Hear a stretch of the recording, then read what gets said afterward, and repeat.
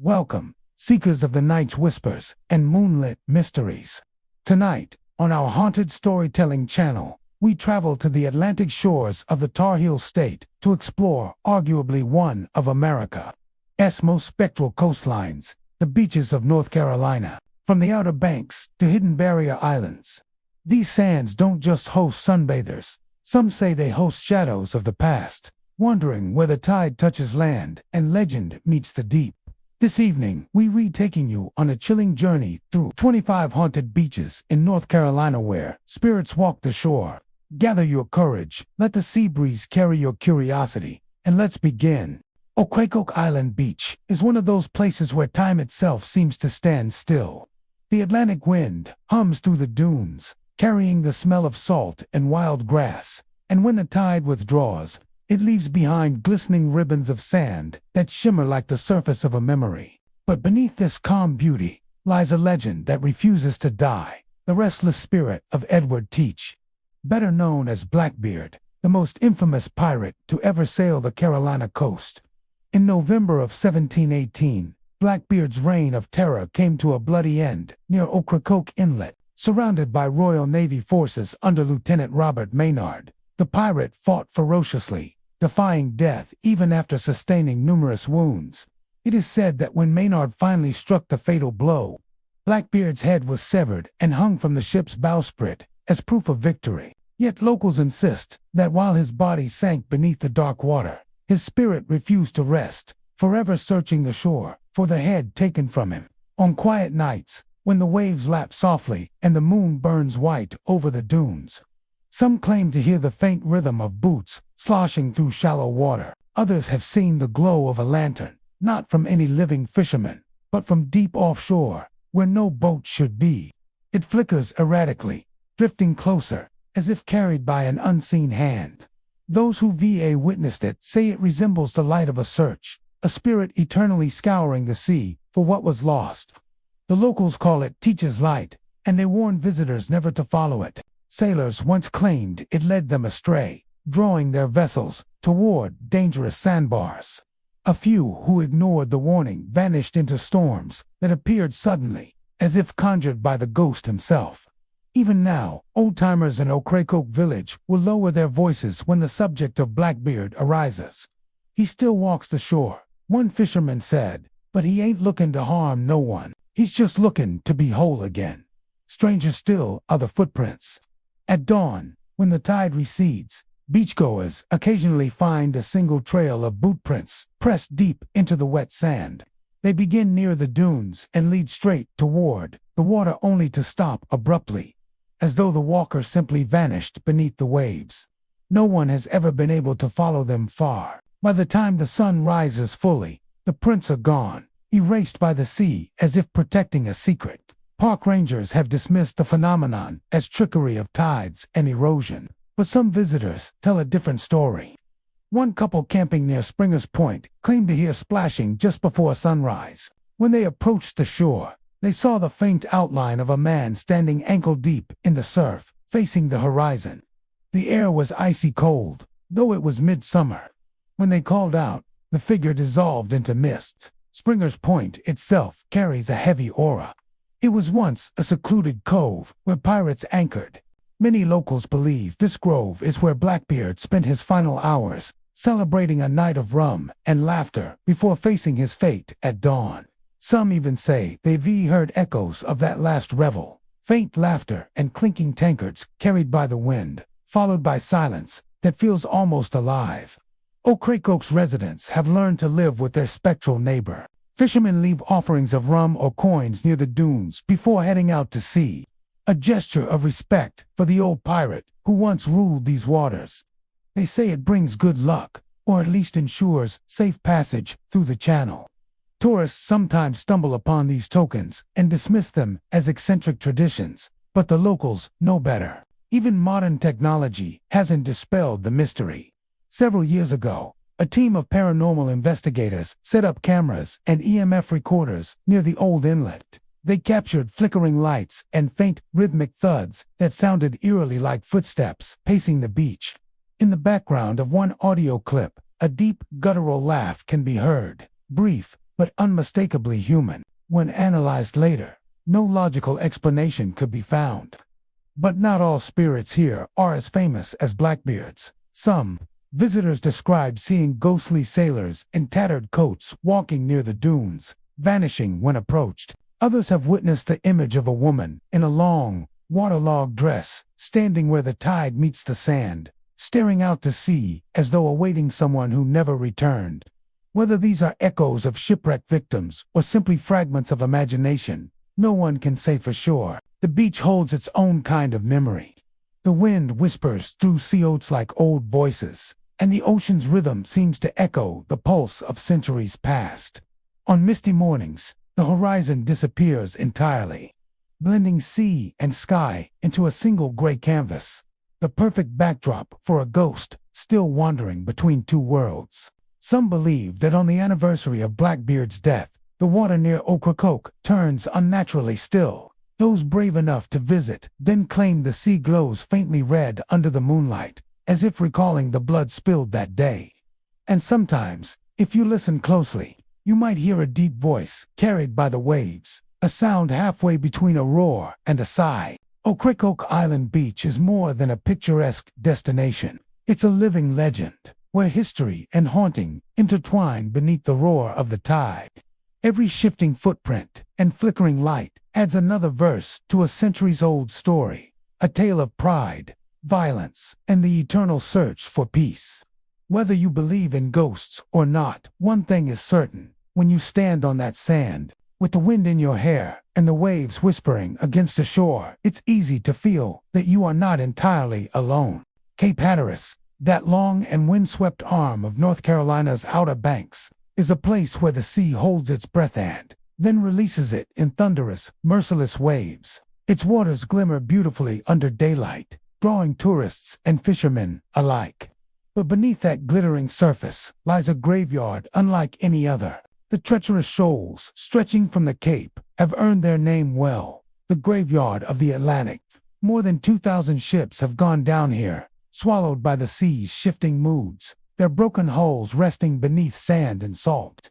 For centuries, mariners feared these waters. The meeting of the Gulf Stream and the Labrador Current created a volatile brew of wind and wave, while hidden sandbars shifted constantly, luring ships to their doom. Storms rose out of nowhere, fierce and unrelenting. Vessels that once carried families, soldiers, and traders found themselves splintered against invisible ridges, their cries carried away by the roaring surf. The wreckage, even now, sometimes emerges after a storm twisted beams, rusted iron, a bell without its ship. Yet it is not just the relics of ships that remain here. Visitors speak of the ghosts that still walk the shoreline, their presence woven into the salt air. On moonlit nights, the beach becomes a theater of shadows. The faint creak of rigging drifts across the dunes. Though no masts stand, some have reported hearing the groan of timbers, the sound of ropes straining as if a ship were fighting a storm just offshore. Others claim to see lantern lights bobbing along the surf-phantom sailors, still on watch centuries after their final voyage.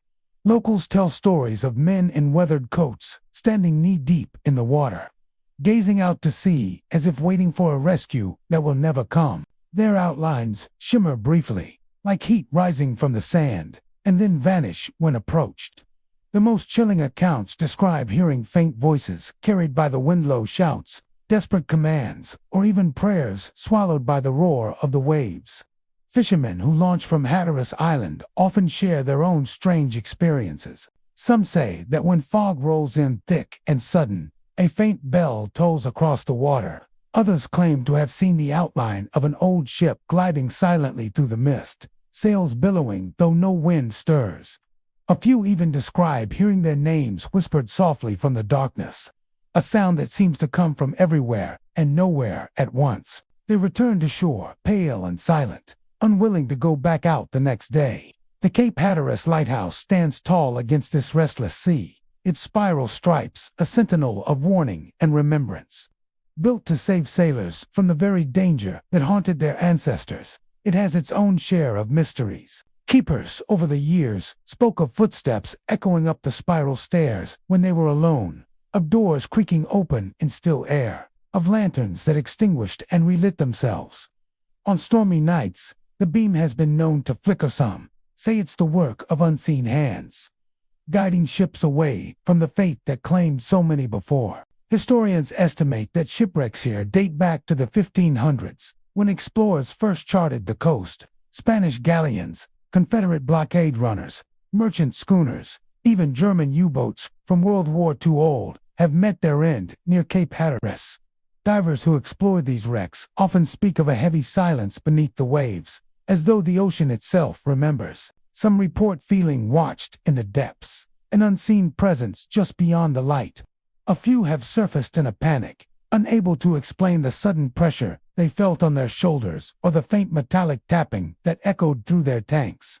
But the strangest tales come not from divers or fishermen, but from ordinary visitors walking the beach at dusk. One woman recalled bending down to pick up a seashell when she noticed a figure standing farther down the shore. He wore what looked like an old sailor's coat, his lantern glowing faintly orange against the mist. When she looked up again, he was gone, leaving only wet footprints leading into the surf prints that didn't wash away until morning. When she stepped outside, she saw several glowing orbs floating low over the water. They drifted toward shore, pulsing softly like breathing light, and then disappeared all at once. The next morning, her footprints and tent stakes were surrounded by hundreds of small depressions, as if a crowd had gathered around her during the night. Locals have long believed that the spirits of drowned sailors still linger here, unable to find peace. Some are said to be searching for lost crewmates. Others are bound to the remains of their ships beneath the waves. The wind that sweeps across Cape Hatteras seems to carry their longing, a mournful sigh that rises and falls with the tide. When storms come, residents often feel an almost sentient presence, as if the ocean itself stirs with the memory of every ship it has claimed. Folklore also speaks of stormlights that appear before tempests. These strange, pale blue glows dance across the horizon, sometimes forming lines or arcs above the sea. Scientists call them electrical phenomena, but locals insist they're the souls of the drowned, warning others of danger ahead. And when the thunder cracks and the surf churns, they say the cries of sailors can be heard mingling with the winter chorus of lost voices echoing through centuries. Cape Hatteras remains breathtaking in its beauty, but beneath the surface of its charm lies a sadness that never truly fades. Every wave that crashes onto the sand seems to carry whispers from the deep, fragments of stories too vast to ever be fully told. The air is heavy with memory here. You can feel it when you walk the beach at twilight, the sense that you are being watched, not with malice, but with a yearning that transcends time. Bodie Island, stretching along North Carolina's Outer Banks, has long been a place where the line between land and sea, past and present, feels tenuous.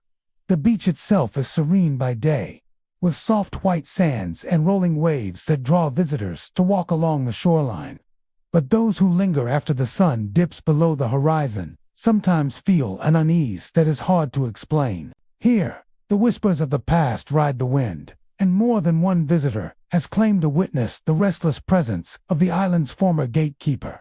The Bodie Island Lighthouse stands sentinel over the dunes, its spiraling stripes rising against the horizon. It has guided countless sailors safely through the treacherous waters of the Outer Banks. Yet within its walls and surrounding grounds, ghostly stories persist.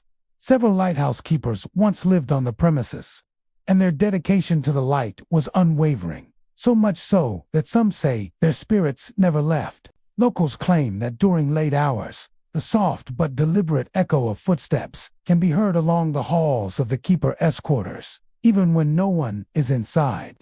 Visitors often describe sudden cold patches near the sand-blown windows of the lighthouse and adjacent buildings. On breezy nights, the air can shift in inexplicable ways, carrying with it a chill that seems far colder than the wind alone could produce. Those who pause to observe report the sensation of being watched, the weight of unseen eyes tracking their movements. Some believe these phenomena are tied to the gatekeeper's vigilance, an echo of his lifelong duty to protect travelers from the dangers offshore. The beach itself is another theater of the supernatural. Amid the dunes and tidal flats, a misty figure has been spotted drifting just above the sand.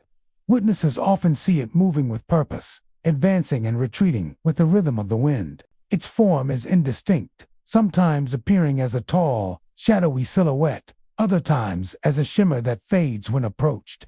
The figure is most commonly seen near the areas where the dunes rise steeply, where the grasses sway, and the sound of the surf seems muffled, as if the world itself is holding its breath. Some visitors recount hearing low murmurs on the wind, words indistinct but heavy with longing or warning.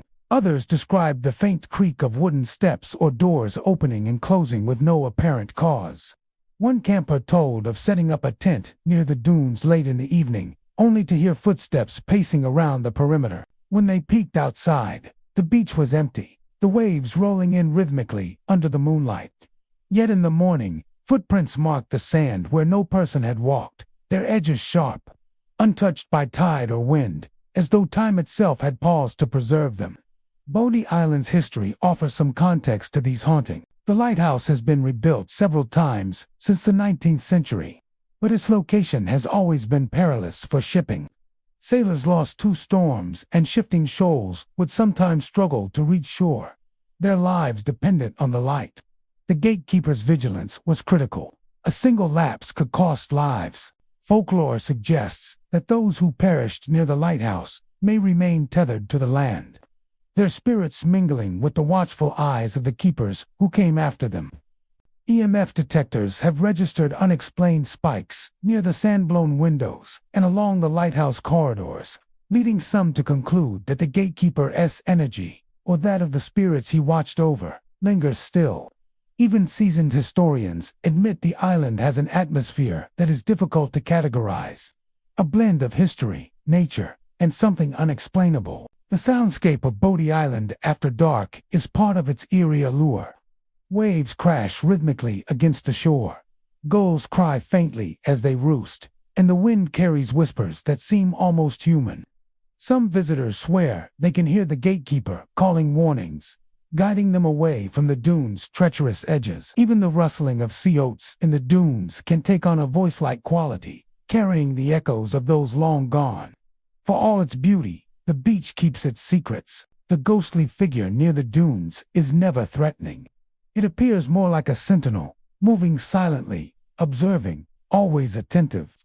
Locals believe it is the spirit of the gatekeeper, or perhaps a composite of those who watched over the lighthouse through centuries of storms and shipwrecks. When a sudden fog rolls in, or a cold gust sweeps across the beach, some say it is a reminder that the island is alive with memory, and that the boundary between the living and the spectral is thinner here than anywhere else along the Outer Banks. Tourists often leave offerings unconsciously: a small stone placed atop a dune, a shell left at the edge of the surf, gestures that might be mistaken for mere habit.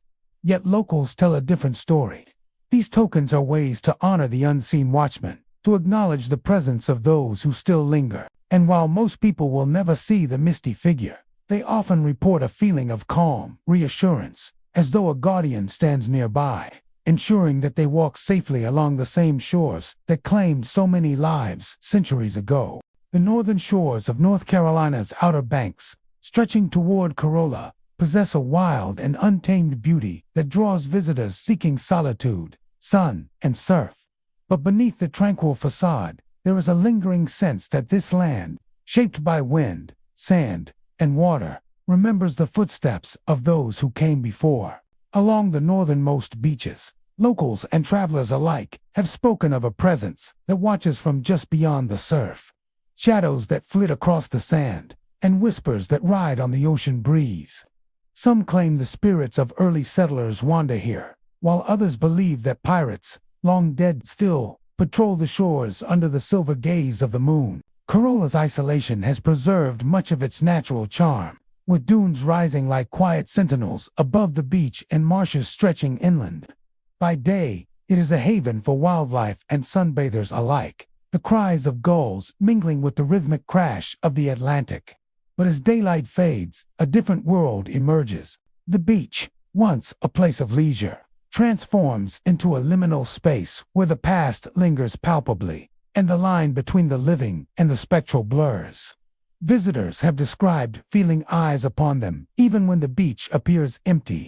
The wind carries strange murmurs at night, low and fragmented, as though multiple voices converse just out of earshot. Some say it is the whispering of settlers who first braved this wild coast, guiding their families, guarding their communities, and confronting the dangers of a shoreline as unpredictable as the human heart. Others claim the voices belong to pirates who once roamed these waters, using the coastline to hide treasure, escape naval patrols, or ambush passing ships. Whichever the source, the feeling is the same: a quiet vigilance, a presence that observes without interference, a connection to a history soaked in both survival and mischief.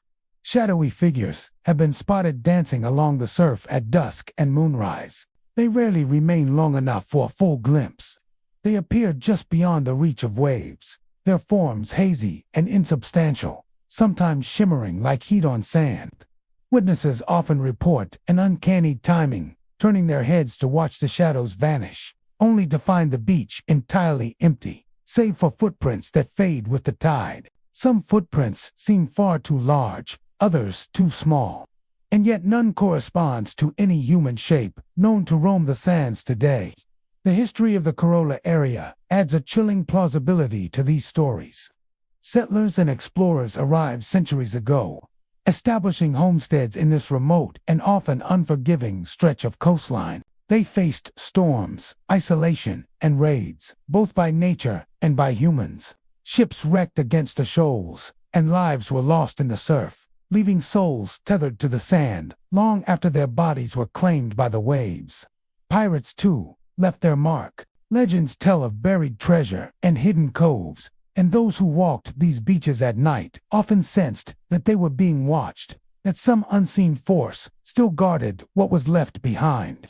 Campers along the northern Outer Banks often report eerie phenomena. Another traveler described seeing a figure in period clothing standing at the edge of the surf, backlit by the rising moon. When he blinked, the figure was gone, leaving behind only the faint impression of footprints leading into the waves. A group of friends witnessed multiple orbs hovering just above the water, drifting slowly toward shore before dissipating entirely. A silent ballet of light with no discernible origin. The sensation of being watched is reported even by those not actively seeking it. Hikers along the dunes often pause mid-step, sensing a sudden chill, a weight on the air, a presence just beyond their vision. Dogs sometimes growl toward empty stretches of sand, tails bristling at something unseen. These subtle signs suggest that the spirits here are not malicious, but attentive, their purpose tied to the preservation of the land and its memory. They are guardians of the past, reminders of lives lived and lost on this narrow strip of earth between forest and sea. Even seasoned historians and park rangers acknowledge the peculiar aura of Corolla's northern beaches. While they attribute some phenomena to natural causes, fog rolling in from the ocean, shifting sands, wind-carrying sounds, the consistency of witness reports cannot be ignored. Shadowy figures, cold spots, whispers, and fleeting lights are recurring motifs. Those who live and work near the northern Outer Banks speak of a quiet respect for the spirits, leaving small offerings of shells or stones near the dunes, gestures meant not as appeasement but acknowledgement of the lingering presences that watch over the shore. The surf itself seems almost sentient here. Waves roll in predictably, yet sometimes carry with them a strange stillness, as if holding their breath, allowing the echoes of the past to rise and mingle with the present. The interplay of moonlight on the water, the long stretch of empty sand, and the distant cry of nocturnal birds combine to create an atmosphere of quiet, haunting reverence. It is a place where the living and the dead share the same space, where history can be felt as tangibly as the sand beneath one's feet. Some visitors leave with nothing but a story, a chill, or a vague unease, while others carry something more tangible, a sense that the past is never truly gone, that those who came before still tread the sand, still glance toward the horizon, still watch the ocean with eyes unseen. In Corolla, under the silvered moon and whispering wind, the northernmost shores of the Outer Banks are a theater of memory, a place where spirits walk the surf and the veil between centuries thins, if only for those willing to notice. The windswept dunes of Nag's Head and Kill Devil Hills on North Carolina's Outer Banks have long held an allure for those seeking sun, surf, and solitude. By day, the beaches are serene, filled with the cries of gulls and the rhythmic crash of the Atlantic. But as dusk falls and the sun dips beneath the horizon, the quiet beauty of the sand gives way to something far older and more enigmatic. Here, locals say, the air carries not just a scent of salt and seaweed, but echoes of the past smugglers moving under cover of night, sailors lost to shipwrecks, and whispers of the unknown that linger like morning fog. Walkers along the shore often feel the impression of being observed, as if unseen eyes track each step. Some visitors report the sudden, inexplicable sound of footsteps trotting across the sand, following no discernible rhythm or source. They appear light, as if the presence behind them is gliding rather than walking. Yet, the print of each footfall seems sharply defined in the sand for a brief moment before vanishing. Occasionally, footprints appear where no human has walked, leading toward the dunes or disappearing into the waves, only to be erased by the tide. The dune grasses themselves seem to conceal more than just the wind. Visitors describe hearing hushed voices carried on the breeze, low murmurs that ebb and flow, like the surf itself. Sometimes they form words, fleeting phrases lost as soon as comprehension seems possible. "Turn back," one visitor swore they heard. "The shore remembers," whispered another. Locals are careful to caution newcomers not to linger after dark, hinting that those who do may encounter memories rather than mere memories, alone shadows replaying moments from long before, etched into the land by human lives and tragedies. Shipwrecks along the Outer Banks are countless, earning this stretch of coastline the nickname Graveyard of the Atlantic. Nag's Head and Kill Devil Hills have claimed their share of vessels, with treacherous shoals and sudden storms swallowing men and cargo alike. Those who have walked the beaches near dusk sometimes report seeing figures in tattered clothing along the surf, standing silently as if watching for ships that will never come. Lanterns flicker into existence along the waterline, then vanish as suddenly as they appeared, leaving only a lingering chill in their wake.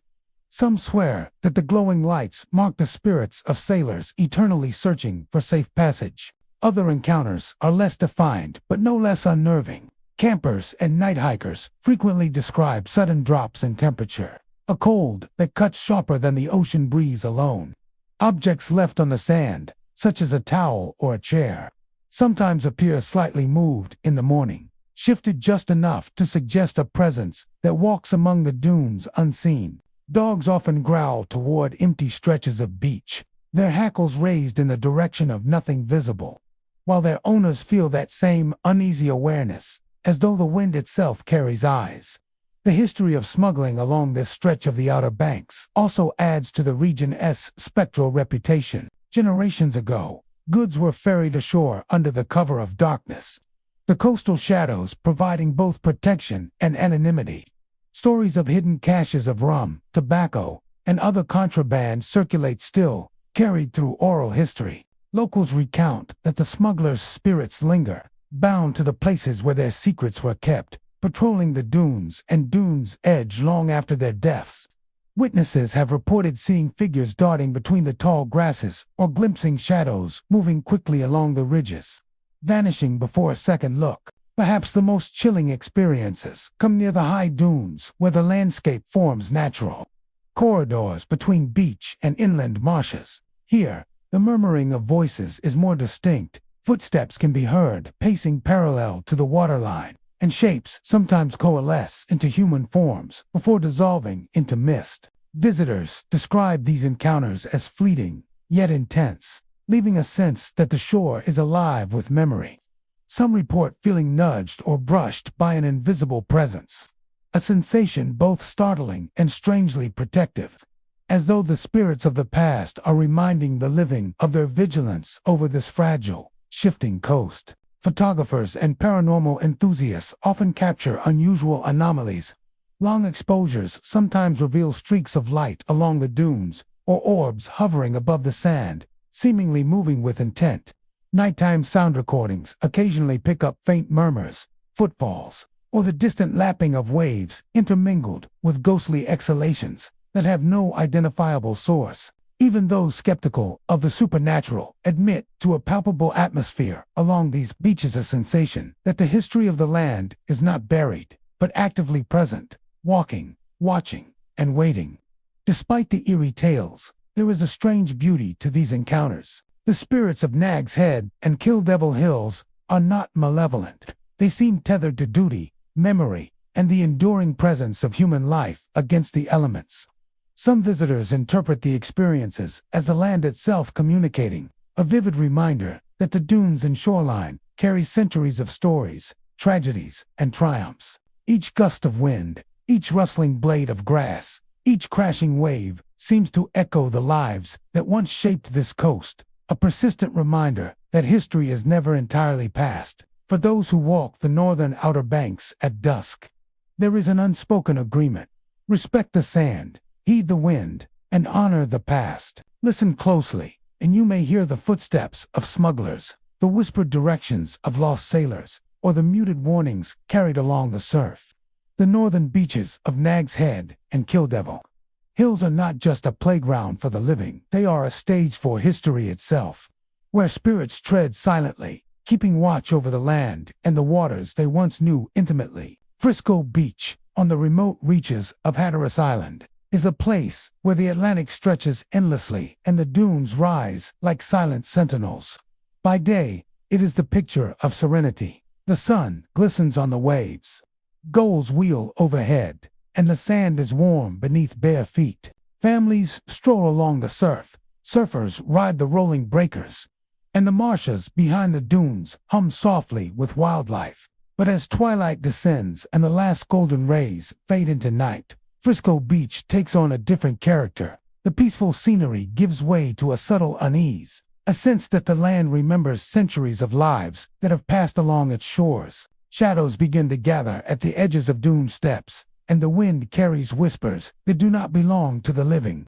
Visitors have often described the peculiar way twilight seems to stretch longer here, as if the day hesitates to leave. Along the wooden walkways that lead from the parking areas to the beach, shadows appear to shift and lengthen unnaturally. Some say they have glimpsed fleeting figures moving along the dunes, barely visible but distinctly human in form, vanishing as quickly as they appear.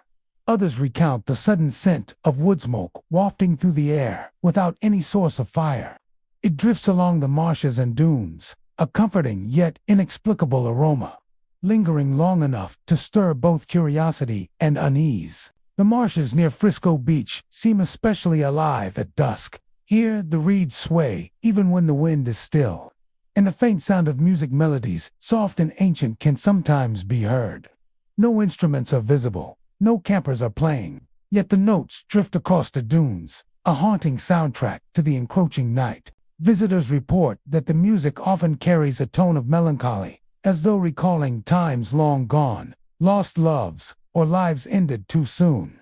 The combination of shifting shadows, drifting scents, and ethereal melodies creates an atmosphere where reality feels slightly blurred, and a line between the living and the departed thins. Stories passed down by locals add to the beach's eerie reputation. Hatteras Island has long been associated with shipwrecks and maritime tragedies. The treacherous waters offshore claimed countless vessels, many of which foundered just beyond the sandbars. Sailors lost to the waves are said to wander the beaches, their presence manifested in subtle ways. Some visitors report seeing figures standing at the edge of the surf, staring out over the water. Their forms are faint, almost transparent, yet unmistakably human. Lanterns sometimes flicker into being beside them, casting a dim, wavering glow before extinguishing as quickly as it appeared. Frisco Beach also has a history of settlement and survival. Early inhabitants of Hatteras Island faced isolation, storms, and disease, carving out lives amid sand, salt, and sea. The ghosts of these settlers are said to linger among the dunes, the wooden pathways, and the marshes, retracing familiar steps and tending to tasks that were once part of daily life. Campers have reported chairs and beach equipment suddenly shifting overnight, as though someone or something moved them. Personal items occasionally disappear from tents or vehicles, only to be found in slightly different positions the next morning. While some shrug these incidents off as human error, others feel the unmistakable brush of an unseen presence. One common experience, described by visitors, is the feeling of being watched. As twilight deepens, the air grows heavy and expectant. Walkers along the dunes sense eyes following their movements, and pets often react with sudden tension, barking or growling, toward empty stretches of sand. Those who venture farther along the marsh trails sometimes hear the soft crunch of footsteps behind them, matching their pace but vanishing when they turn. The combination of sensory impressions, smell, sound, movement creates an immersive experience that is as unsettling as it is captivating. Many who have encountered the phenomena describe the spirits as quiet observers rather than malevolent entities. There is a sense of guardianship, as though the apparitions are bound to the land and its memory. Their presence serves as a reminder of the island's history, the lives shaped by the harsh coastal environment. The sailors lost at sea, and the settlers who fought to survive. Visitors often leave with a mixture of awe and unease, the sensation that they have walked among echoes of the past, stepping carefully in a space shared by both the living and the departed. Some nighttime explorers have documented strange visual phenomena. Long exposure photographs reveal faint, misty figures drifting along the dunes, while orbs of light hover just above the marshes or along the shoreline. Sound recordings occasionally pick up distant murmurs, the creaking of unseen walkways, or faint harmonies that resemble human voices singing softly, yet no living source can be identified. These occurrences reinforce the stories told by locals, suggesting that Frisco Beach is a place where memory and spirit intertwine with the natural elements of the coast. Despite the eerie atmosphere, Frisco Beach maintains a haunting beauty. The wind over the dunes, the ebb and flow of the surf, and the faint melodies carried from the marsh all contribute to a sense of timelessness. The beach is both a sanctuary and a threshold, a place where visitors may glimpse the persistence of human history and the subtle presence of those who remain tethered to this stretch of sand. Whether through shadows, scents, sounds, or sudden movements, Frisco Beach communicates a history that cannot be ignored, a reminder that even serene landscapes can hold secrets shaped by time and tide. Coquina Beach, along the southern shores of Florida's Barrier Islands, is a place where the past refuses to rest. By day, it is a sun-drenched stretch of white sand, dotted with seashells and gently lapped by the warm Gulf waters. Families stroll along the shore, children dig in the sand, and seabirds wheel overhead, their cries mingling with the rhythmic rush of waves. But as the day fades and twilight drapes the beach in a soft, golden gloom, a different atmosphere emerges. Here, history lingers, not only in the memories of visitors, but in the very fabric of the sand and surf, carrying with it whispers of tragedy and the spectral echoes of a ship long gone. The wreck of the schooner Laura Barnes in 1921 is the source of much of Coquina Beach's haunted reputation. The vessel, laden with cargo destined for ports along the Gulf Coast, ran aground during a violent storm. The night was dark, the wind a howling predator, and the waves merciless. Locals still tell of the schooner's creaking timbers as it was battered by the surf, a sound that seemed almost human in its agony. Today, the remnants of the hull have long since rotted into the sand, leaving only fragments scattered along the shoreline. Yet, on calm nights, especially under a waning moon, visitors swear they can hear the faint, sorrowful creak of wood straining against water, echoing the ship's final moments. Ghost lights are another phenomenon tied to the wreck. As darkness settles, small, glowing orbs sometimes appear near the site where the Laura Barnes met its fate. They drift over the sand and water, weaving through the night air with no apparent source. Some describe the lights as pale and bluish, others as a warm amber, flickering like lanterns carried by unseen sailors. Witnesses often report that the lights follow them as they walk along the beach. bobbing gently above the tide line before vanishing as if swallowed by the sea itself. These spectral lanterns, some claim, are the souls of the crew, bound to the wreckage, eternally retracing the final hours of their voyage. Coquina Beach is not just haunted by the wreck of the Laura Barnes. Visitors frequently report hearing muffled footsteps along the sand, though no one else is present. Some describe the feeling of being watched, a subtle awareness that shifts with every wave and gust of wind. Dogs on the beach growl or retreat suddenly, staring into empty spaces, while their owners feel the prickling of an unseen gaze. Shadows appear at the edge of vision, pale and fleeting, vanishing when looked at directly. Many interpret these experiences as the lingering presence of the sailors themselves, unwilling to leave the place where they met their fate. Nighttime at Coquina Beach also carries strange auditory phenomena. Alongside the natural sounds of surf and wind, visitors report hearing low murmurs, as though conversations from the past are being carried across the water. Sometimes, a mournful song drifts from the marshes nearby, soft and dissonant, as if the voices of those lost at sea have coalesced into melody. The effect is disorienting. The familiar sounds of waves and wind mingle seamlessly with these unexplainable noises, creating a sense that time has folded, and the events of 1921 are replaying alongside the present. The wreck site itself seems to have a magnetic pull. Walkers who approach the remnants often report sudden chills, a coldness that cuts through the humid Gulf air. Objects left unattended near the shore sometimes appear moved in the morning. Beach chairs shifted, towels displaced, small items seemingly nudged by invisible hands. While the wind and tide can explain some movement, many witnesses insist that the changes occur in patterns inconsistent with natural forces, as if the spirits are interacting with the living in subtle ways.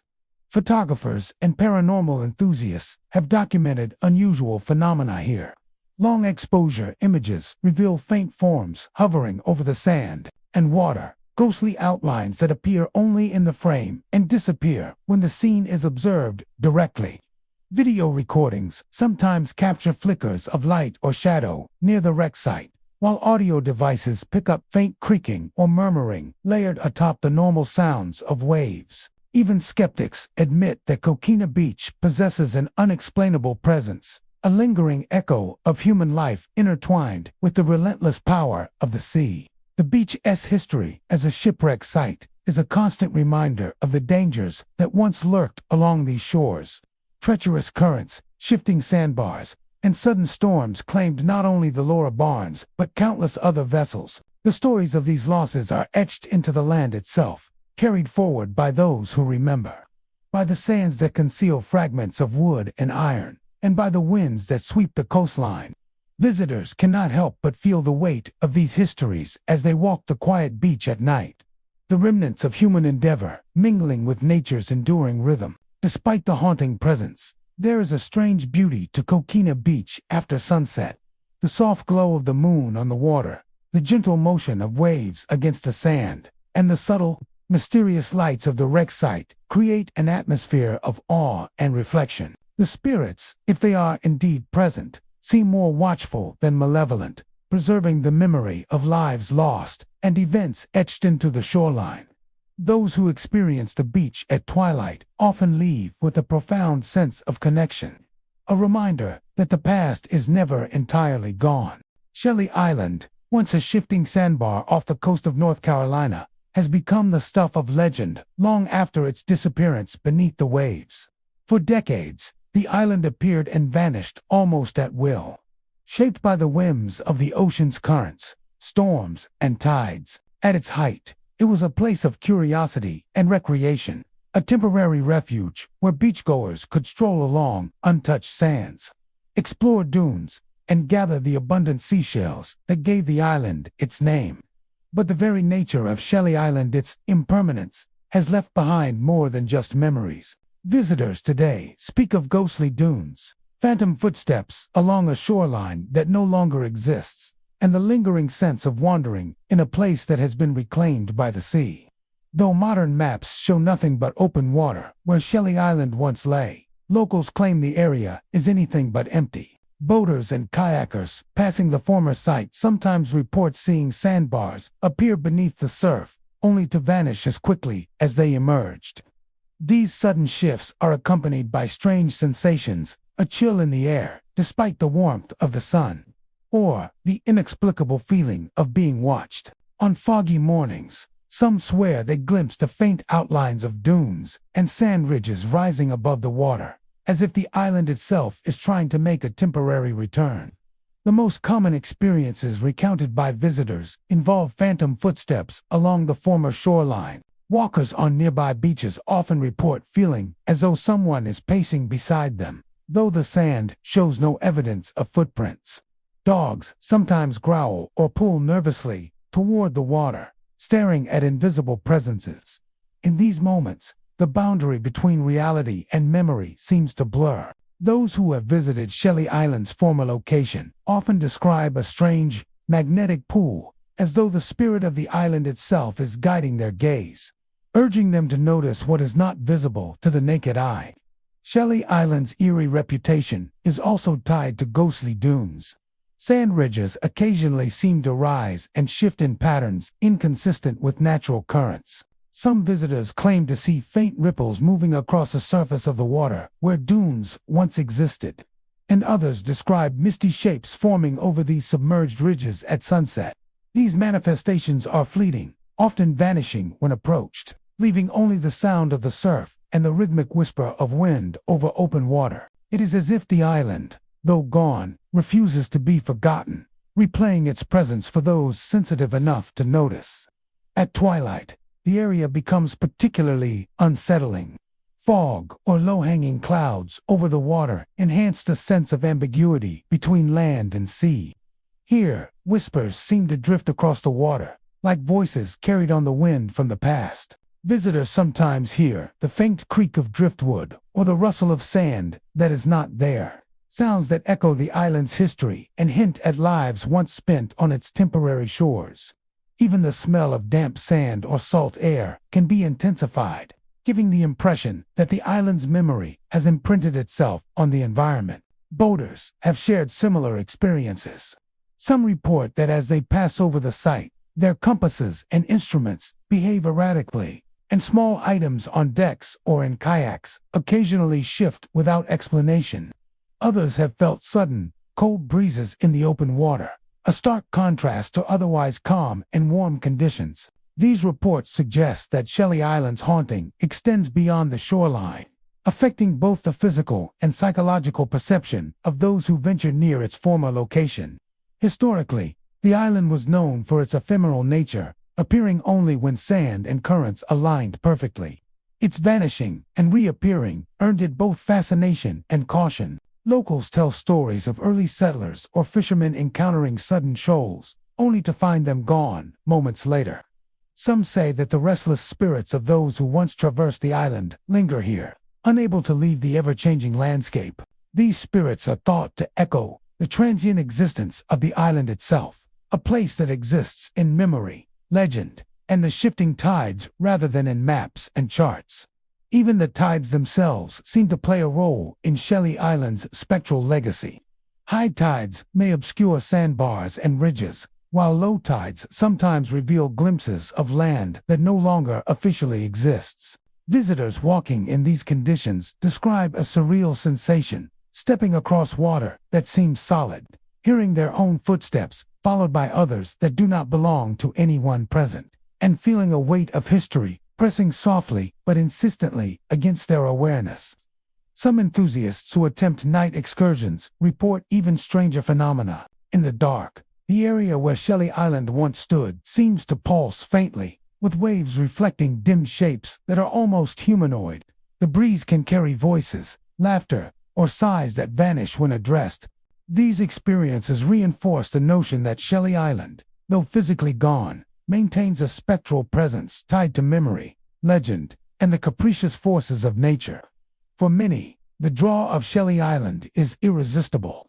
There is a sense of exploring a liminal space, a boundary between existence and disappearance, where the past and present converge. Visitors leave with stories of phantom dunes, drifting orbs, and unseen footsteps that linger in the imagination. The island's absence becomes part of its presence, its memory embedded in the sand and surf, carried in the wind and the sound of waves. Shelly Island remains a haunting testament to the impermanence of land, the persistence of memory, and the way places can continue to live on in the consciousness of those who dare to witness them. Holden Beach, a seemingly serene stretch of North Carolina coastline, is a place where the rhythm of the waves and the soft glow of the sun create a sense of calm for most visitors. Families arrive with umbrellas and coolers, children build sandcastles, and the gulls wheel above the tide, squawking their usual calls. Yet beneath this tranquil surface lies a layer of unease that some guest cannot ignore, feeling that something unseen watches. From the dunes a presence that presses against the edges of consciousness, whispering of history, loss, and unspoken tragedy. For those who are sensitive to the strange and unexplained, Holden Beach is not just a vacation spot. It is a liminal space where the past refuses to stay buried. Stories of hauntings here often begin subtly. Guests report an inexplicable sense of dread, a weight on their chests as if something unseen is pressing down while they lie in bed. Some experience sleep paralysis, unable to move or call out, while shadows seem to creep along the walls or across the sand outside their windows. One such visitor described waking in the small hours to the sound of whispered voices, mingling with the rush of surf voices that seemed to speak in languages long forgotten or in tones that carried grief older than any living memory. The feeling of being watched lingers long after the visitor leaves, a reminder that Holden Beach is more than the sum of its sun and surf. Many of the haunting reports are tied to the very sand itself. Guests walking the shoreline at night have described seeing footprints appear and vanish before their eyes.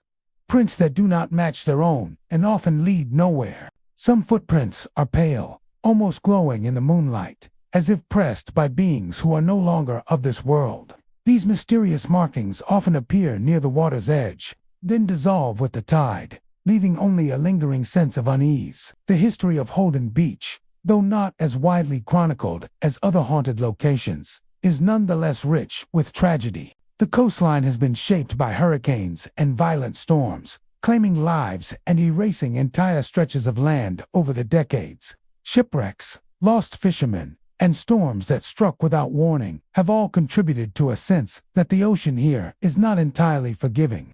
It is within this history that many believe the unseen presence at Holden Beach finds its origin. Spirits of those who perished at sea or even along the shore during violent storms are thought to linger, tethered to the place where the water met the land and life was lost too soon. Nighttime is when the hauntings become most palpable. Walkers along the beach have described sudden drops in temperature, an icy chill that contrasts sharply with the humid summer air. The wind seems to carry voices, indistinct at first, but gradually forming into whispered words, laughter, or the faint sound of crying.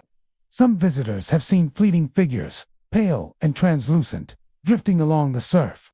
Others have glimpsed shadows behind dunes, vanishing the moment they try to focus on them. Dogs and other animals often react to these unseen presences, barking at empty spaces or refusing to enter certain areas of the beach. Sleep disturbances are common among those who spend nights in beachfront rentals.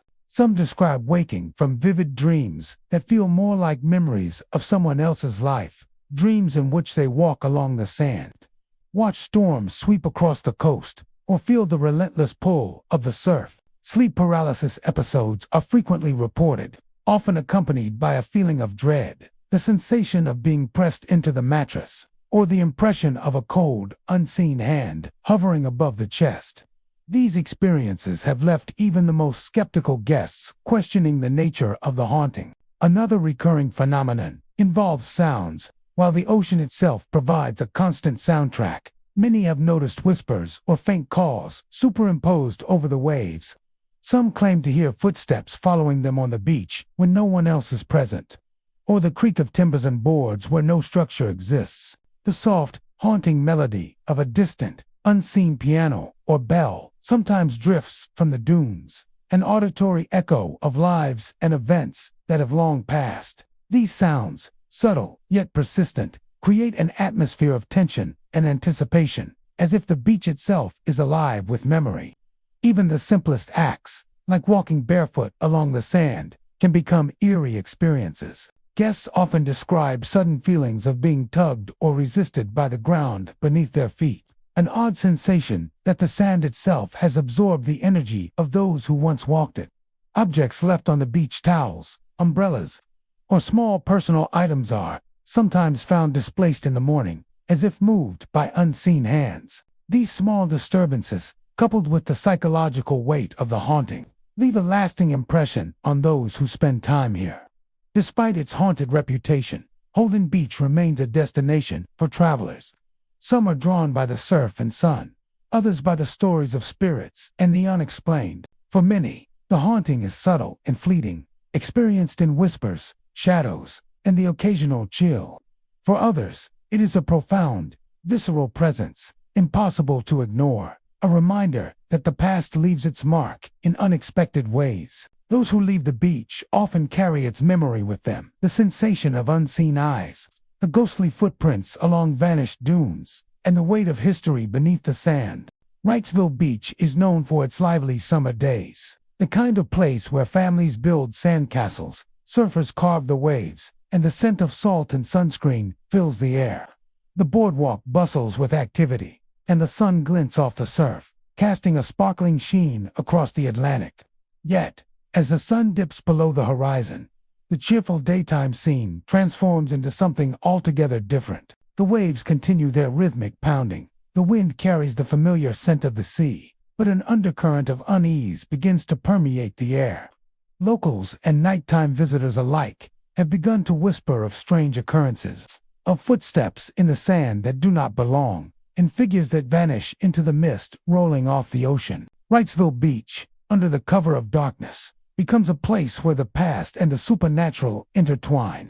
The most commonly reported phenomenon at Wrightsville Beach is the mysterious footprints that appear behind unsuspecting beachgoers. Those walking along the wet sand in the evening often notice additional tracks that follow their own, perfectly aligned, yet there is no one in sight. Unlike ordinary footprints that the tide quickly washes away, these marks seem impervious, lingering unnaturally long, as if pressed by an unseen presence. Witnesses describe a shiver running down their spine when they glance back, expecting to see a companion or fellow walker, only to find empty beach stretching into darkness. The footprints sometimes continue well beyond where any logical observer could have walked, vanishing only where the mist and waves meet. These ghostly paths are often accompanied by fleeting glimpses of figures emerging from the sea mist. Visitors report seeing the outline of a person, a tall, dark silhouette, or a faintly shimmering form standing just beyond the edge of their vision. When they turn to face it, the figure disappears, leaving nothing but the soft rush of the waves and the whisper of wind through the dunes. Some describe seeing figures moving deliberately along the shore, pacing or turning as if observing those who dare to walk the beach after dark. Others have reported more fleeting glimpses, a fleeting hand lifted, a glint of light on something metallic, or a shadow that moves against the natural pattern of the dunes. The history of Wrightsville Beach may offer some insight into these hauntings. The area has long been a hub of maritime activity, from fishing and shipping to recreation. Storms and shipwrecks have claimed lives off the coast, and the shifting sands have swallowed countless objects and sometimes people. It is said that the spirits of those lost to the sea, or those who once walked ashore, linger in the mist, replaying moments from long ago for anyone sensitive enough to perceive them. Some locals speak of early settlers or fishermen whose routines and habits were so ingrained that their echoes still follow the rhythms of the beach at night.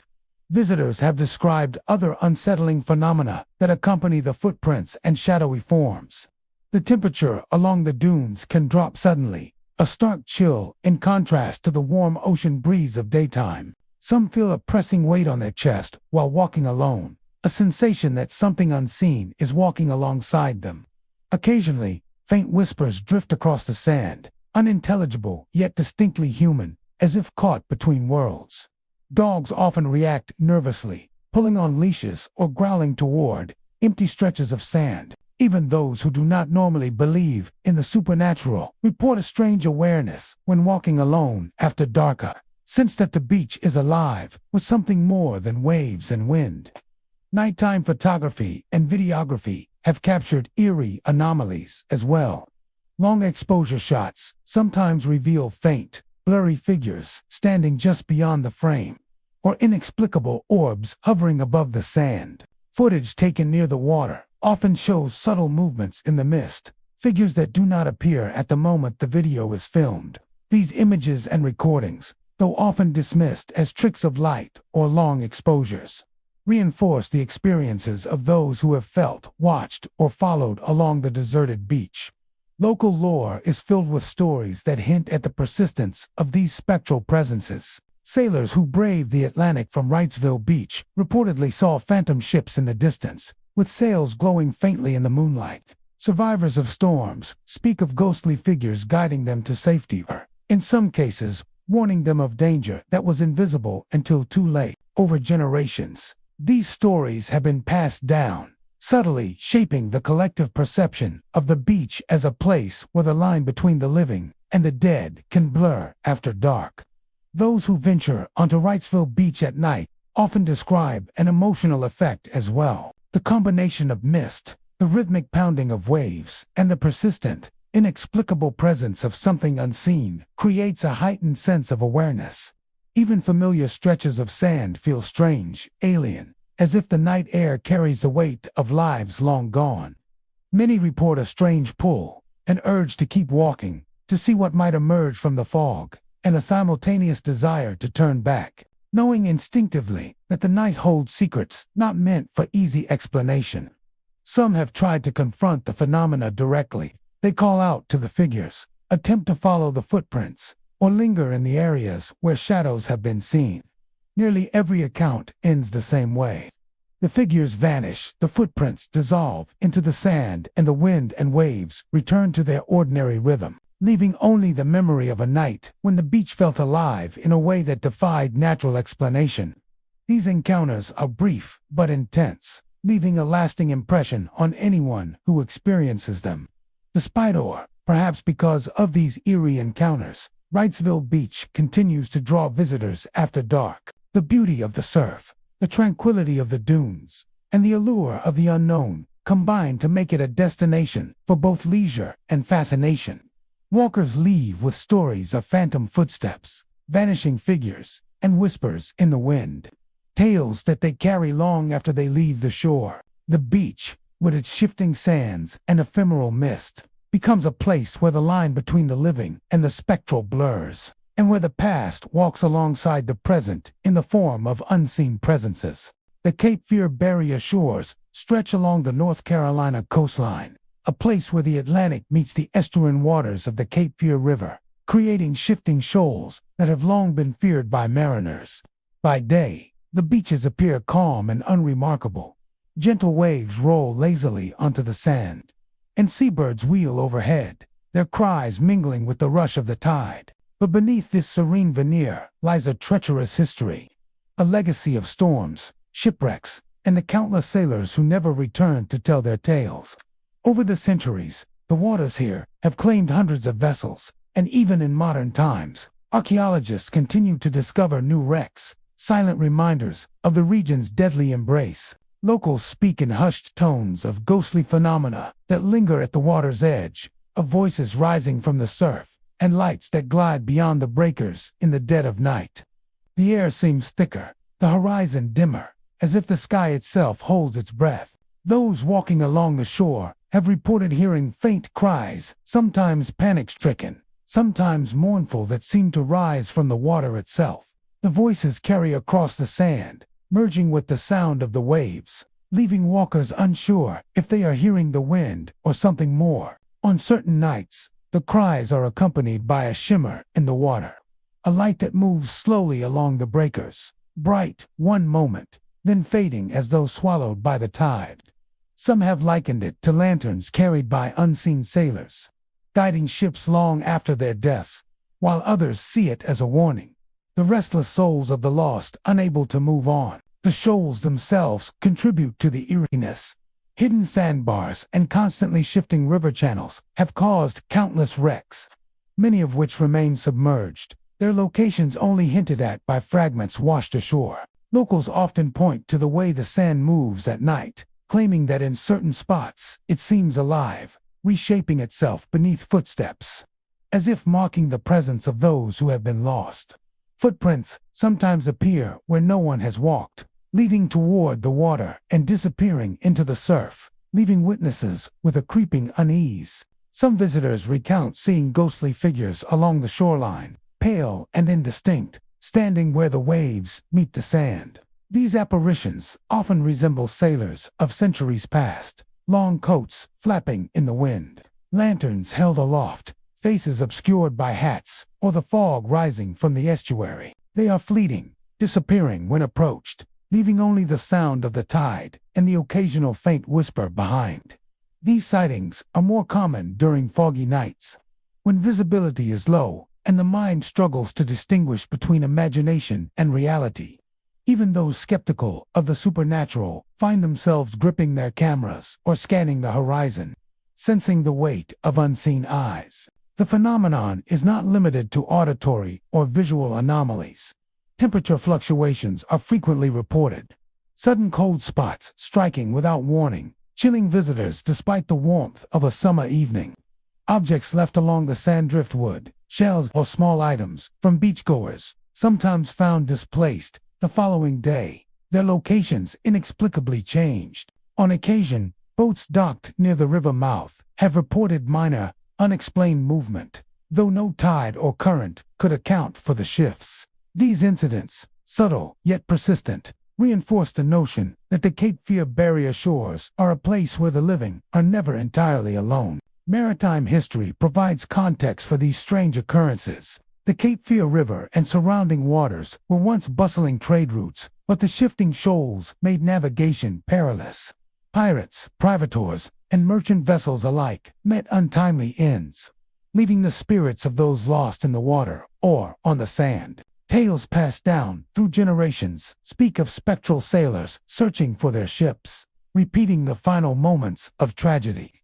Some historians suggest that the high incidence of wrecks, coupled with the intensity of storms and the isolation of the beaches at night, has allowed a residual energy to imprint upon the shoreline, replaying moments of fear, desperation, and loss for those attuned to it. Nighttime is when the haunting intensifies.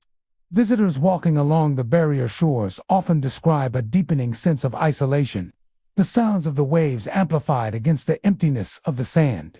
Footsteps echo in places where no one else is present, and faint murmurs rise over the water, seemingly just beyond comprehension. In some cases, lights appear hovering over the waves or drifting along the shore, as though the spirits of the lost are retracing their final journeys. The effect is subtle, yet undeniably a combination of atmosphere, history, and the inexplicable, leaving many with a lasting impression that the beach itself is alive with memory. Local lore also points to the experiences of fishermen and lighthouse keepers. Fishermen report nets being disturbed in calm water, while lighthouse keepers have seen shadowy figures walking along the dunes or standing at the edge of the breakers. These experiences, often dismissed as fatigue or tricks of the light, take on new weight when combined with the reports from tourists and locals alike. Over time, the tales accumulate, creating a tapestry of legend that imbues the Cape Hatteras shores with a reputation for being one of North Carolina's most haunted stretches of coastline. Even for casual visitors, the beach after dark carries a palpable tension. The combination of shifting shoals, historical tragedy, and the spectral presence of those lost to the sea creates an atmosphere both beautiful and unsettling. Walkers leave with stories of unseen footsteps, whispered cries, and glimmering lights dancing along the breakers. The sands seem to hold memory, the tides carry echoes, and the fog that rolls in from the river conceals figures that may or may not belong to this world. Surf City and Topsail Island stretch along North Carolina's coast as a serene barrier island, where golden sands meet the restless Atlantic. By day, the beaches are a haven for families, surfers, and vacationers, the rhythmic pounding of the waves, accompanied by the cries of gulls and the laughter of children. Yet beneath this calm surface lies a past, steeped in maritime and military history, one that whispers through the dunes and lingers just beyond the surf. Topsail Island, in particular, holds a legacy of sunken vessels, naval exercises, and even World War II submarine activity. Locals and nighttime visitors alike report experiences that seem to bridge past and present, strange phenomena that hint at the island's haunted maritime heritage. The most commonly reported encounters on Topsail Island involve sounds emanating from the water after dark. Visitors have described faint sonar pings and the distant, rhythmic hum of engines, as though submarines from decades past are still patrolling the offshore waters. Some claim to hear muffled voices and commands echoing across the waves, unintelligible yet undeniably human.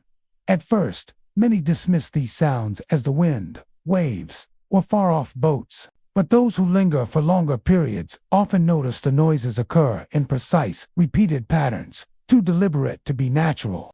The combination of darkness, ocean, and sound creates a haunting atmosphere, as if the past refuses to stay submerged. Shadows beneath the moonlit waves are another phenomenon frequently reported. Walkers along the shoreline often see dark shapes gliding just beneath the water's surface, moving in ways no ordinary fish or marine mammal would. Occasionally, these figures appear near the horizon, faintly illuminated by the moon, giving the impression of vessels or large silhouettes sliding silently through the water. Some theorize these are echoes of the submarines and ships that were lost along the barrier island, their presence imprinted upon the waters in ways perceptible to the human eye under the right conditions. Others believe they are ghostly projections of sailors who perished at sea, replaying the final moments of their lives over and over. The beach itself adds to the unnerving ambience. The sand seems to retain memory, shifting in patterns that suggest movement when none has occurred. Footprints are occasionally seen trailing across the dunes at night, perfectly formed, yet disappearing upon approach. Beachgoers report sudden chills and the sensation of being watched, especially along quieter stretches of the shoreline. Dogs accompanying their owners often react to these presences, barking or growling at nothing visible, further cementing the sense that Topsail Island at night is a place where the natural and supernatural intersect. The history of Topsail Island provides context for these eerie experiences. During World War II, the island served as a training ground for anti-submarine operations. U-boats roamed the Atlantic, and many vessels were lost in coastal waters, some sinking near the barrier islands. Shipwrecks litter the seabed, and countless sailors never returned to shore. The notion that the spirits of the dead might linger in familiar territories is supported by local lore.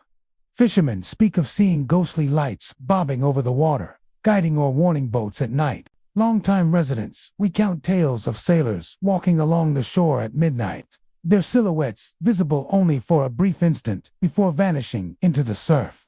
Visitors have also reported unexpected visual anomalies. Faint apparitions occasionally appear along the dunes or within the surf, often resembling sailors in period uniforms or historical naval attire. These figures sometimes linger for a moment, gazing toward the horizon, before disappearing into the mist or ocean spray. Some observers have even noted flickering lights in patterns reminiscent of lanterns used on old naval vessels, or the brief glint of metallic objects just beneath the waves. These experiences are transient but leave a strong impression, reinforcing the idea that the island holds echoes of its wartime and maritime past. Even the sounds on the shoreline carry a sense of the uncanny. The usual wind-whipped noises of the Atlantic are occasionally accompanied by the creak of timbers, the clank of chains, or the distant hum of engines. Those walking alone at night often describe the sensation of movement nearby, shadows shifting just out of view. These incidents, subtle yet persistent, give Topsail Island a reputation among locals and seasoned travelers alike as a beach haunted not by malice, but by memory. The intersection of natural beauty and spectral presence is part of the island's allure. By day, the beaches are vibrant, filled with sunbathers, surfers, and families enjoying the surf. By night, however, the landscape transforms. The moon glistens on the waves, the dunes cast long shadows, and the salty wind seems to carry whispers from a time long past.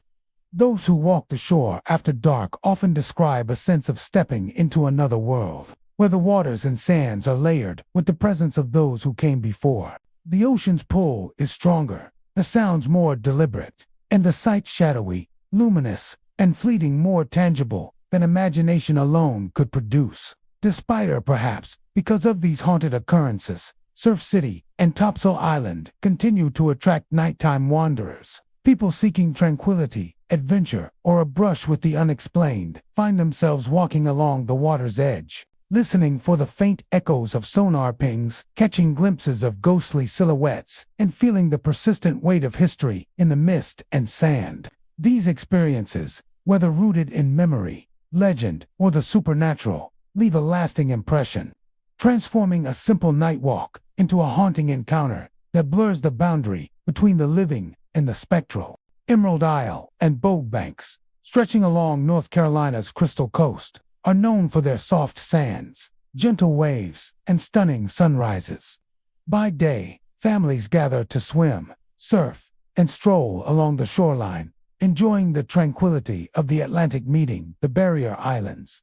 But as the sun dips below the horizon, the beaches take on an eerie quality.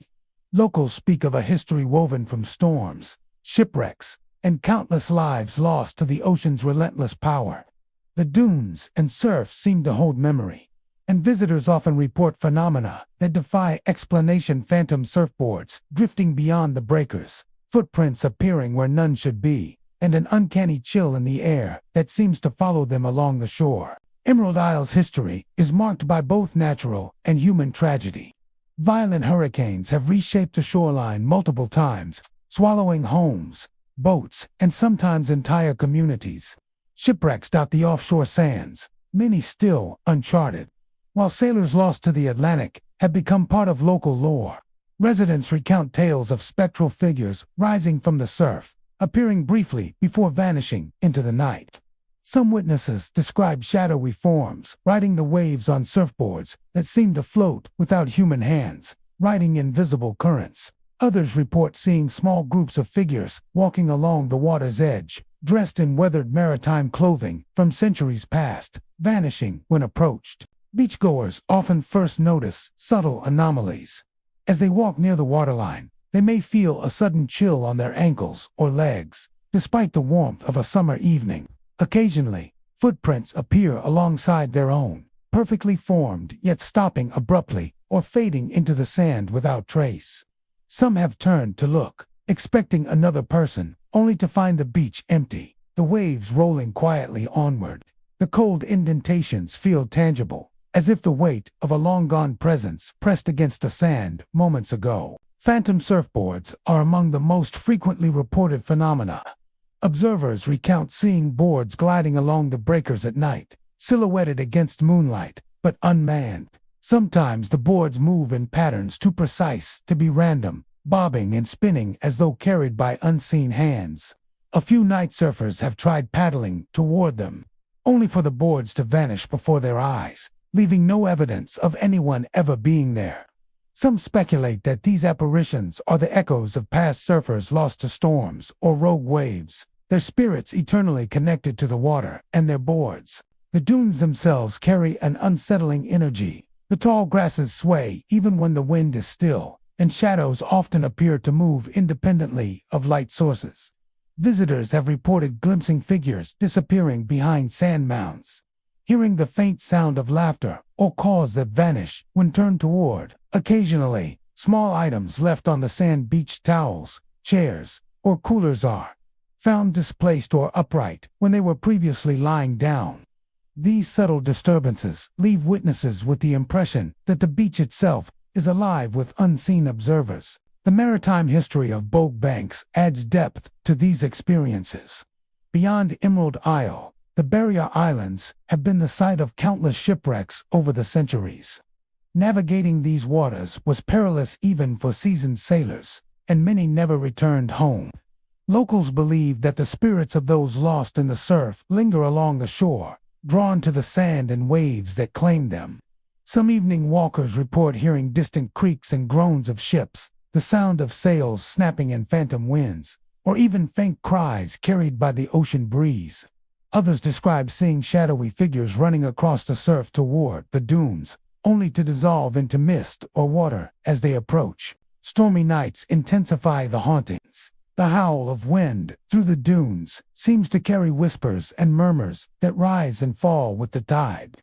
The roar of surf is punctuated by creaking timbers and the occasional metallic clang, sounds reminiscent of wrecked vessels. Visitors walking the beach may feel the subtle tug of currents against their feet, even when the water appears calm. Some report being momentarily surrounded by an unnatural fog rolling in from the ocean, within which faint shapes and silhouettes seem to drift, disappearing just as suddenly as they appeared. Even the more mundane, nighttime sounds owl calls, distant waves, and rustling grasses take on a ghostly quality here. The beaches are isolated, and the combination of darkness, history, and atmosphere heightens perception. Walkers often describe a sensation of being watched, the awareness that eyes unseen are observing from beyond the dunes or beneath the waves. Dogs accompanying their owners sometimes react instinctively, growling or barking at nothing, reinforcing the sense that something unseen is present. Some of the most chilling experiences occur near the waterline. Guests describe standing in the surf only to notice small splashes or ripples where no one is swimming, or hearing the faint, rhythmic thump of footsteps in the wet sand behind them. Turning around reveals nothing, yet when they return their gaze to the horizon, ghostly silhouettes of figures can be seen briefly against the moonlight, walking slowly along the breakers before disappearing into the dark expanse. These events leave a lasting impression, a sense that the island retains the echoes of all who have passed through it, those who survived and those who did not. Emerald Isle and Bogue Banks are more than idyllic vacation destinations. By night, they become places where history and legend intertwine, where the weight of the past presses against the present, and where the ocean carries the memories of those lost to its depths. Visitors walking along the shoreline may witness ghostly surfboards drifting on invisible currents, footprints appearing alongside their own, and shadowy figures vanishing into the mist. Here, the beaches are not merely sand and water, they are stages upon which the spirits of the island continue to walk, eternally connected to the land and sea that shaped their lives and deaths. Springer's Point Nature Preserve on Ocracoke Island stretches along a remote, windswept coastline where the marshes meet the Atlantic in a delicate tangle of tidal channels and sandbars. By day, the preserve is a haven for birdwatchers, hikers, and those seeking solitude among the dunes and tidal flats. But as twilight descends, Springer's Point transforms into a place where the past lingers like mist over the water, where the stories of those long gone seem etched into the sand, the grass, and the whispering tides. Visitors report experiences that defy explanation: hazy figures moving just beyond sight, sudden chills sweeping over the marshes, and whispers that echo across the grass, as if the land itself remembers those who once walked here. The history of Springer's Point is layered with hardship, survival, and tragedy. The area was once home to enslaved people, many of whom labored under harsh conditions and faced the ever-present threat of violence. Over the centuries, shipwrecks scattered immigrants and sailors along the shoreline, while settlers seeking new opportunities sometimes vanished into the marshes and dunes. The weight of these lives, lost or constrained, seems to linger on the land, imbuing the preserve with an energy that can be felt by those attuned to its presence. Visitors often remark that the atmosphere shifts as the sun sets, the wind carries low, mournful whispers, and the rustle of grasses seems almost like movement from unseen feet. Hazy figures are among the most commonly reported phenomena at Springer's Point. Witnesses describe seeing human shapes moving through the tidal marshes or along the sandbars, often just beyond clear vision. These apparitions are faint, shimmering as if partially transparent, yet they carry a weight of presence that cannot be ignored. Some take the form of women carrying bundles or men trudging through the grass, silhouettes that seem intent on tasks from another time. Observers attempting to approach these figures often find that they fade into the mist or dissolve into the horizon, leaving nothing but disturbed sand or the faintest impression on the earth. The sounds of Springer's Point amplify its eerie reputation. The low whispers that drift across the marshes are seldom coherent, but carry a rhythm that mimics speech, as if fragments of conversation from the past are being replayed endlessly.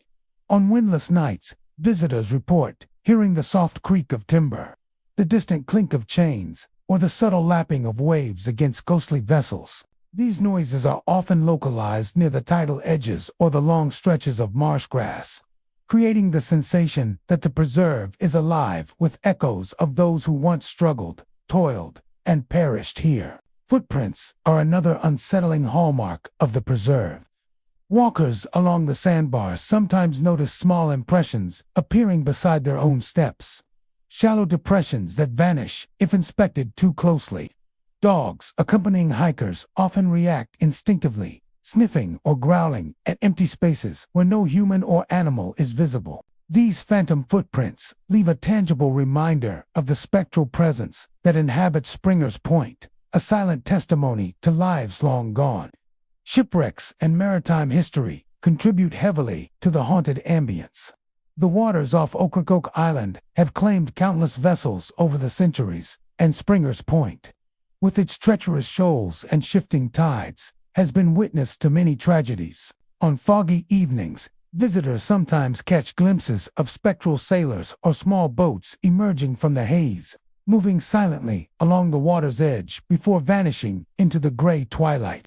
Others report seeing the dim glow of lanterns bobbing over the tidal flats, casting reflections on the marsh channels that seem to belong to another era. The experience of being at Springer's Point after dark is disorienting, yet profoundly affecting. The combination of wide-open spaces, tidal flats, and distant waters creates an isolated atmosphere, perfect for supernatural impressions to take hold. People often describe a sensation of being watched, the quiet acknowledgement of unseen eyes tracking their movement across the sand and marsh. Shadows seem to drift independently of natural light, and the grass sways in patterns that suggest movement where none exists. Even the call of an owl or the rustle of marsh reeds can take on a spectral quality, blending with whispers and distant footsteps to create a soundscape both beautiful and unnerving. The preserve also seems to respond to human presence in subtle ways. Visitors report objects they leave behind, such as walking sticks or water bottles, being found in slightly different positions the next morning. Items are never missing, nor are they obviously moved by wind or animals, but their displacement suggests a delicate, unseen interaction with the living. Some speculate these minor disturbances are gestures from lingering spirits, small acknowledgments of visitors, or perhaps attempts to interact in the only way the ethereal can. For those willing to walk the dunes at night, Springer's Point offers moments of profound connection to history and to the unseen. Figures appear, whispers ripple across the marsh, and the moonlight paints the landscape in silver and shadow. It is a place where the boundaries between past and present blur, where the tragedies of history are not forgotten but replayed in subtle, haunting ways. Many who experience the preserve after dusk speak of a weight in the air, a palpable presence that cannot be measured, only felt. Springer's Point is not a place of overt terror, but its hauntings are persistent and deeply rooted in history. Visitors leave with stories of shadowed figures moving through tidal channels, whispers carried on the wind, and footprints beside their own in the sand that defy explanation. The preserve stands as a silent testament to the lives of enslaved people, shipwrecked immigrants, and settlers who vanished into time and tide. The beach, dunes, and marshes of Springer's Point continue to remember, and for those walking its shores at night, the line between the living and the long departed is faint, ethereal, and hauntingly present. Bald Head Island, perched off the coast of North Carolina, is a place of quiet beauty and relative isolation. Accessible only by ferry, the island's beaches stretch in broad curves of sand, framed by maritime forests and tidal flats. By day, it's a haven for families, birdwatchers, and sunseekers. But when the sun dips below the horizon, The shoreline seems to change, shadows lengthen, the wind carries a colder tang, and many visitors have reported phenomena that defy explanation: soft footsteps in the surf, fleeting orbs hovering above the water, and a sense that the sands themselves are alive with unseen presences. The history of Baldhead Island is intertwined with maritime tragedy. Over the centuries, the surrounding waters have claimed ships, sailors, and the occasional wanderer. Hurricanes have reshaped the coast, swallowing homes and altering the dunes, leaving behind traces of lost lives and whispered stories. Residents and ferry operators alike speak of strange lights over the surf at night, moving independently of any human source. Photographs taken along the beach often capture orbs or hazy forms above the waves, or subtle distortions in shadows where nothing visible exists. Visitors strolling along the tide line frequently notice something unsettling. Footsteps appear in the wet sand beside or behind them, but when they turn to look, the beach is empty. The impressions are light but clearly defined, sometimes continuing for dozens of feet before fading into the surf. Dogs accompanying their owners often pause, ears alert, growling at the invisible presence. These experiences leave a lingering unease, a sensation that the island itself holds memories of those who once walked its shores. The orbs photographed above the waves are often described as glowing spheres of light, hovering and moving with apparent purpose. Some witnesses claim to see them drift just above the tide line, bobbing in rhythm with the surf, and disappearing when approached too closely. Others have captured fleeting glimpses of figures partially visible within the orbs: ghostly sailors, children, or even long-lost residents of the island. Locals speculate that these lights are echoes of past tragedies, residual energy from the lives taken by the treacherous waters, a reminder that the Atlantic holds memory as much as it does water. Soft footsteps are among the most commonly reported phenomena. Evening walkers along the beaches describe hearing the gentle crunch of sand and pebbles behind them, only to turn and find no one there. The sound may stop abruptly, or continue in rhythm with their own pace, giving the impression of an unseen companion moving in tandem. Some visitors recount standing still, listening intently, only to hear the footsteps pause and then vanish entirely, leaving a hollow silence filled only by the lapping waves and rustle of grasses along the dunes. Baldhead Island's dunes themselves seem to carry energy from the past. Grasses sway even in the absence of wind, and shadows often stretch or move in ways that defy natural explanation. Hazy figures are sometimes glimpsed near the dunes, partially concealed by the tall grass. Visitors describe seeing these forms faint, shifting shapes of people or animals move in the distance before fading into the moonlight. Some interpret them as former residents, shipwrecked souls, or travelers long lost to the tide, wandering the beach as they once did in life. Stormy nights intensify the hauntings. When the wind howls through the maritime forest and the surf pounds the shore, the beach seems alive with sound. Faint voices, cries, and laughter sometimes rise above the storm, distant yet clear, carried by the air in patterns too deliberate to be random. Observers report glimpses of figures near the waterline, silhouetted against lightning flashes or moonlight reflecting off wet sand, only to vanish when approached. Even the rhythm of the waves can take on an eerie, human cadence, as though the ocean itself remembers the lives lost to its depths. Some visitors experience tactile phenomena, along with visual and auditory ones. Personal items left on the sand, shoes, towels, or driftwood are sometimes found in slightly different positions the next morning, as if nudged by unseen hands. Some people report a sensation of being touched or brushed by air currents that feel deliberate. The cold brush of invisible fingers along their arms or legs. Dogs, sensitive to energies humans cannot perceive, often react instinctively, barking or retreating as though sensing the presences that accompany visitors along the shore. The ferry ride to and from Baldhead Island adds to the island's sense of isolation and mystery. The waterway itself is treacherous, and over the centuries, many vessels have been lost, their crews becoming part of the island's spectral population. On foggy mornings or dusky evenings, travelers report seeing faint lights bobbing on the water.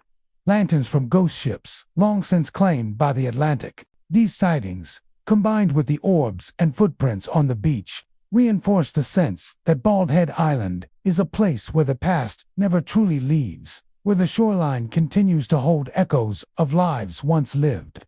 Walking the beaches of Bald Head Island at night is an experience that lingers. The soft, untraceable footsteps, the floating orbs, the shifting dunes, and the cold, sudden breezes all contribute to an atmosphere charged with history and presence. The island is not overtly malevolent, but it demands awareness, a recognition that the sand, surf, and sky remember the people who came before. Visitors often leave with stories that are retold for generations, photographs capturing lights that should not exist, footprints appearing beside theirs, and the haunting feeling of being accompanied by unseen watchers. Carolina Beach and Courtney Beach, two stretches of coastline along North Carolina, are known for their soft sands, gentle surf, and the quiet charm of seaside life. Yet beneath their picturesque appearances lies a more somber history, a spectral reminder of the dangers that once haunted these waters. During World War II, the Atlantic coast of the United States was no stranger to conflict. German U-boats prowled just off the shoreline, preying on merchant vessels that carried essential supplies to Europe. The waters near Carolina Beach and Courtney Beach were no exception. Though many of these attacks occurred out at sea, the consequences often rippled ashore, leaving behind tales of lost vessels, vanishing crews, and the faint echoes of violence that some claim persist even today. Local historians have chronicled several incidents in which ships were torpedoed close to the Outer Banks. Survivors would occasionally make it to shore, recounting harrowing stories of explosions, waterlogged decks, and the desperate struggle to stay alive in the cold, unforgiving Atlantic.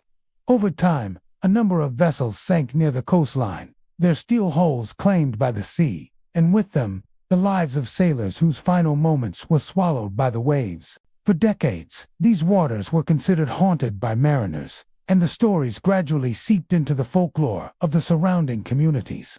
Fishermen spoke of ghost ships, glimpsed at dusk, spectral lights bobbing on the horizon, and the eerie sensation of being watched by unseen eyes beneath the waves. Modern visitors to Carolina Beach and Courtney Beach sometimes report experiences that echo this history, especially during stormy nights when the wind whips across the sand and the surf rises into white-capped fury. It is then, they say, that the sounds of the past creep ashore.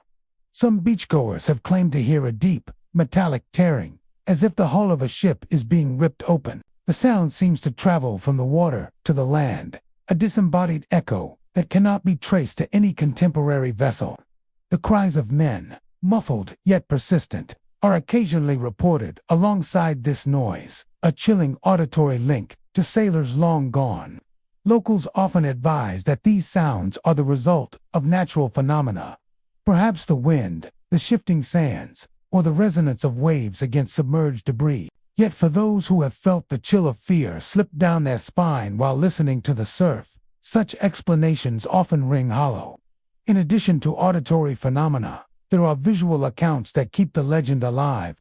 Some visitors swear they have seen shapes in the water that cannot be explained by normal tides or currents. During particularly fierce storms, a dark silhouette resembling a ship appears just beyond the breakers, only to vanish without a trace when approached. Others describe lights dancing across the water where no vessels float, moving rhythmically as though a crew is still navigating the treacherous waters. These apparitions have been dismissed by skeptics as tricks of the storm, reflections of lightning, or hallucinations induced by anxiety and adrenaline. Still, the stories persist, passed down from one generation of beachgoers to the next. Carolina Beach and Courtney Beach also host remnants of human structures tied to the war, which serve as conduits for these tales. Old piers, breakwaters, and lifeguard stations carry the weight of decades. And some report feeling sudden drops in temperature or the sensation of being brushed by unseen hands when near these sites. Divers have explored sunken wrecks just offshore, often returning with photographs that capture odd, unexplained shadows in the water. Though many of these images can be attributed to natural underwater formations, A few show forms that resist conventional explanation, fueling speculation about lingering spirits attached to their sunken vessels. The local communities have incorporated these stories into their culture, balancing respect for history with a fascination for the unexplained. Historical tours often touch on the wartime activities along the coast, highlighting the peril faced by merchant sailors and the vigilance of coastal defenses. At night, ghost tours and paranormal investigators walk the beaches, recounting the tales of shipwrecks, U-boat sightings, and the mysterious noises that seem to rise from the depths. For some, these experiences are chilling. For others, they provide a unique connection to the past, a way to engage with history in a tangible, albeit eerie, manner.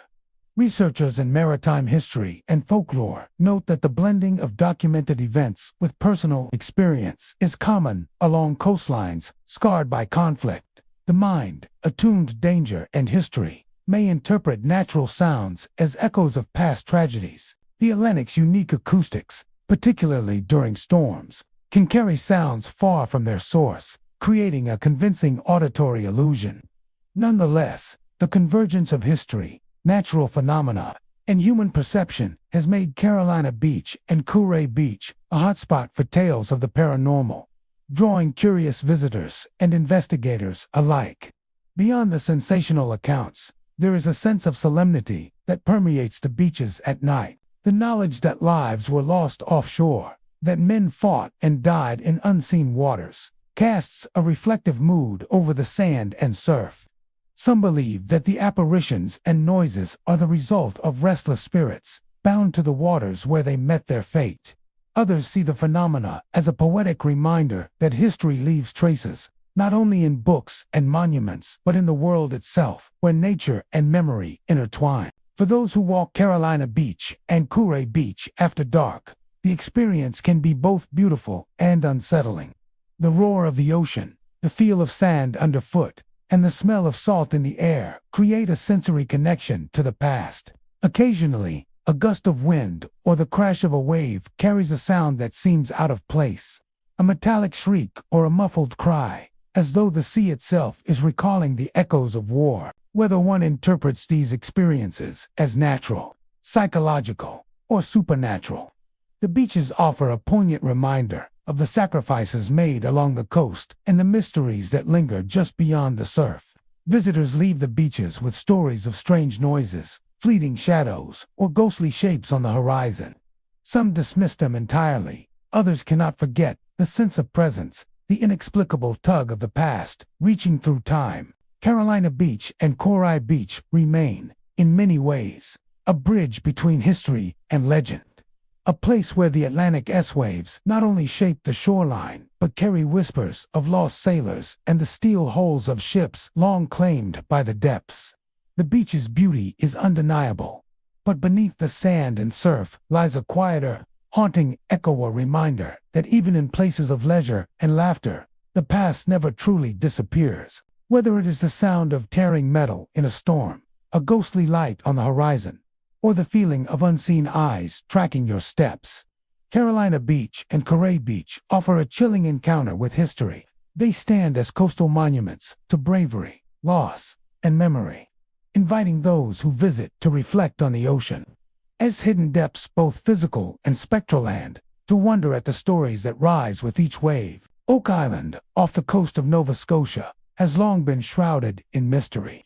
Its sandy shores and shifting dunes conceal secrets both old and deep, remnants of human endeavor and misfortune that have attracted treasure hunters, historians, and the merely curious for over 2 centuries. While the island is renowned for its legendary Money Pita site of alleged buried treasure, there is another subtler layer to its intrigue, one less tangible, yet no less compelling. The eerie lights, the drifting lanterns, and the whispers of the sea that seem to carry memories of ships long lost to the depths. Visitors often arrive expecting only history, myths of pirates, or tales of ill-fated treasure hunts. Yet even in the quiet of the day, the island holds a palpable energy. The dunes shift constantly, shaped by Atlantic winds, giving the landscape a restless, almost breathing quality. In the evening, When the sun dips low and the horizon blurs between gold and gray, an unusual phenomenon emerges. Observers report seeing lights bobbing offshore, small glimmers that appear and vanish in patterns too deliberate to be mere reflections or distant vessels. These lights seem suspended between reality and imagination, moving rhythmically, as though guided by hands long gone. Locals and seasoned islanders claim these lantern-like glows are remnants of ships that never reached safe harbor. Oak Island's surrounding waters are treacherous, dotted with hidden shoals and unpredictable currents. Centuries ago, before modern navigation, these waters were the site of countless wrecks. Merchant vessels, fishing boats, and sometimes even military ships met their end here. Swallowed by the Atlantic, leaving only scattered timbers and cargo as testimony to their passage. Some believe that the lights are the spirits of these lost sailors, eternally adrift, keeping watch over their final resting places. The lanterns, they say, drift with the tides, mimicking the paths the ships once took. Reminders of human ambition thwarted by nature's power. The Money Pit, the island's most famous excavation site, adds a peculiar resonance to these phenomena. Digging into the soft earth, explorers over the centuries have uncovered layers of stone, wood, and metal materials that tell of past ingenuity and possible deception. Yet when the sun sets, when the sands are bathed in twilight, even the Money Pit becomes part of the island's spectral canvas. At night, visitors claim they feel a pull, a subtle tug of curiosity mixed with unease, as though the earth itself remembers every attempt to disturb it. Some speak of faint sounds rising from beneath the dunes, the creak of timber, the splash of water, and occasionally, a metallic clang that is unmistakably out of place. It is as though the island keeps the memories of human activity alive, mixing them with the natural rhythm of waves and wind. Accounts of the offshore lights are numerous. Fishermen returning to the island at dusk report small, glowing orbs bobbing along the horizon, hovering just above the surface before vanishing into the night. Sometimes, these lights appear in clusters, moving in formation, as if a long-lost convoy were retracing its final journey. Others describe solitary lanterns floating toward shore, only to vanish when approached. Scientists and skeptics often attribute the phenomenon to optical illusions, phosphorescent plankton, or distant ships' lights refracted by the atmosphere. Yet for those who witness them firsthand, there is a profound sense that these lights are something else entirely. Something tied to the island's long memory, the history of human endeavor and loss etched into every grain of sand. The island's dunes themselves seem to play a role in these uncanny sightings. Sand drifts cover old foundations, depressions, and possibly the remains of vessels that never reached port. As the tides rise and fall, the shifting sands can reveal or obscure hidden depressions, creating patterns that catch moonlight or the soft glow of a lantern. Some visitors have reported seeing shapes under the dunes at night, subtle outlines that vanish when observed directly, as though the island is aware of the gaze upon it. Hikers and explorers speak of sudden drops in temperature, the feel of being watched, or faint sounds of movement just beyond sight experiences that blend natural phenomena with a sense of lingering presence. Oak Island's lore is amplified by the stories of those who have perished in search of treasure. Men, and sometimes entire crews, have gone missing, swallowed by the island's treacherous bogs, flooded shafts, or surrounding waters. These tragedies, recorded over the centuries, feed the island's reputation as a place where human ambition meets supernatural consequence. The lights offshore, the drifting lanterns in the dunes, and the faint sounds that rise with the tide all seem to resonate with these stories, creating a web of memory that is both historical and spectral. The island itself becomes a storyteller, recounting events not through words, but through sensation, sight, and sound. Some visitors experienced Oak Island in ways that defy explanation. Campers report waking to find footprints in the sand that disappear as quickly as they appeared, while late-night walkers describe hearing the distant echo of rowing, splashes in rhythm with waves, or the faint whistle of wind over rigging. For those willing to stay until the small hours, the lights offshore become impossible to ignore. often appearing in locations where no modern boat could be present. Lanterns seem to drift across the horizon, bobbing with the tide, disappearing and reappearing as though tracing the routes of ships long lost. Each sighting carries an emotional weight, a connection to those who once sailed the Atlantic and now remain tethered to the island's memory. Despite or perhaps because of these phenomena, Oak Island continues to draw seekers, not just of treasure, but of mystery. The interplay between history, natural phenomena, and the unexplained creates an atmosphere thick with anticipation and reverence. Visitors leave with more questions than answers. Stories of floating lights, hidden shapes beneath sand, and the subtle sensation of a presence that spans centuries. Oak Island's power lies in its duality. It is both beautiful and unsettling, a place of natural wonder and lingering echoes. The island remains a liminal space, where time seems to fold upon itself, and where the line between past and present, reality and legend, is blurred. Lanterns bob on the waves, dunes shift to reveal hidden depressions, and the wind carries whispers of ships long lost. Oak Island invites its visitors to step carefully, to listen intently, and to respect the quiet authority of a place that remembers everything. Here, the Atlantic keeps its secrets, and the sands hold memories that refuse to be forgotten. Bald Head Island and the outer extensions of St. Joseph's Bay are places where solitude meets the sea.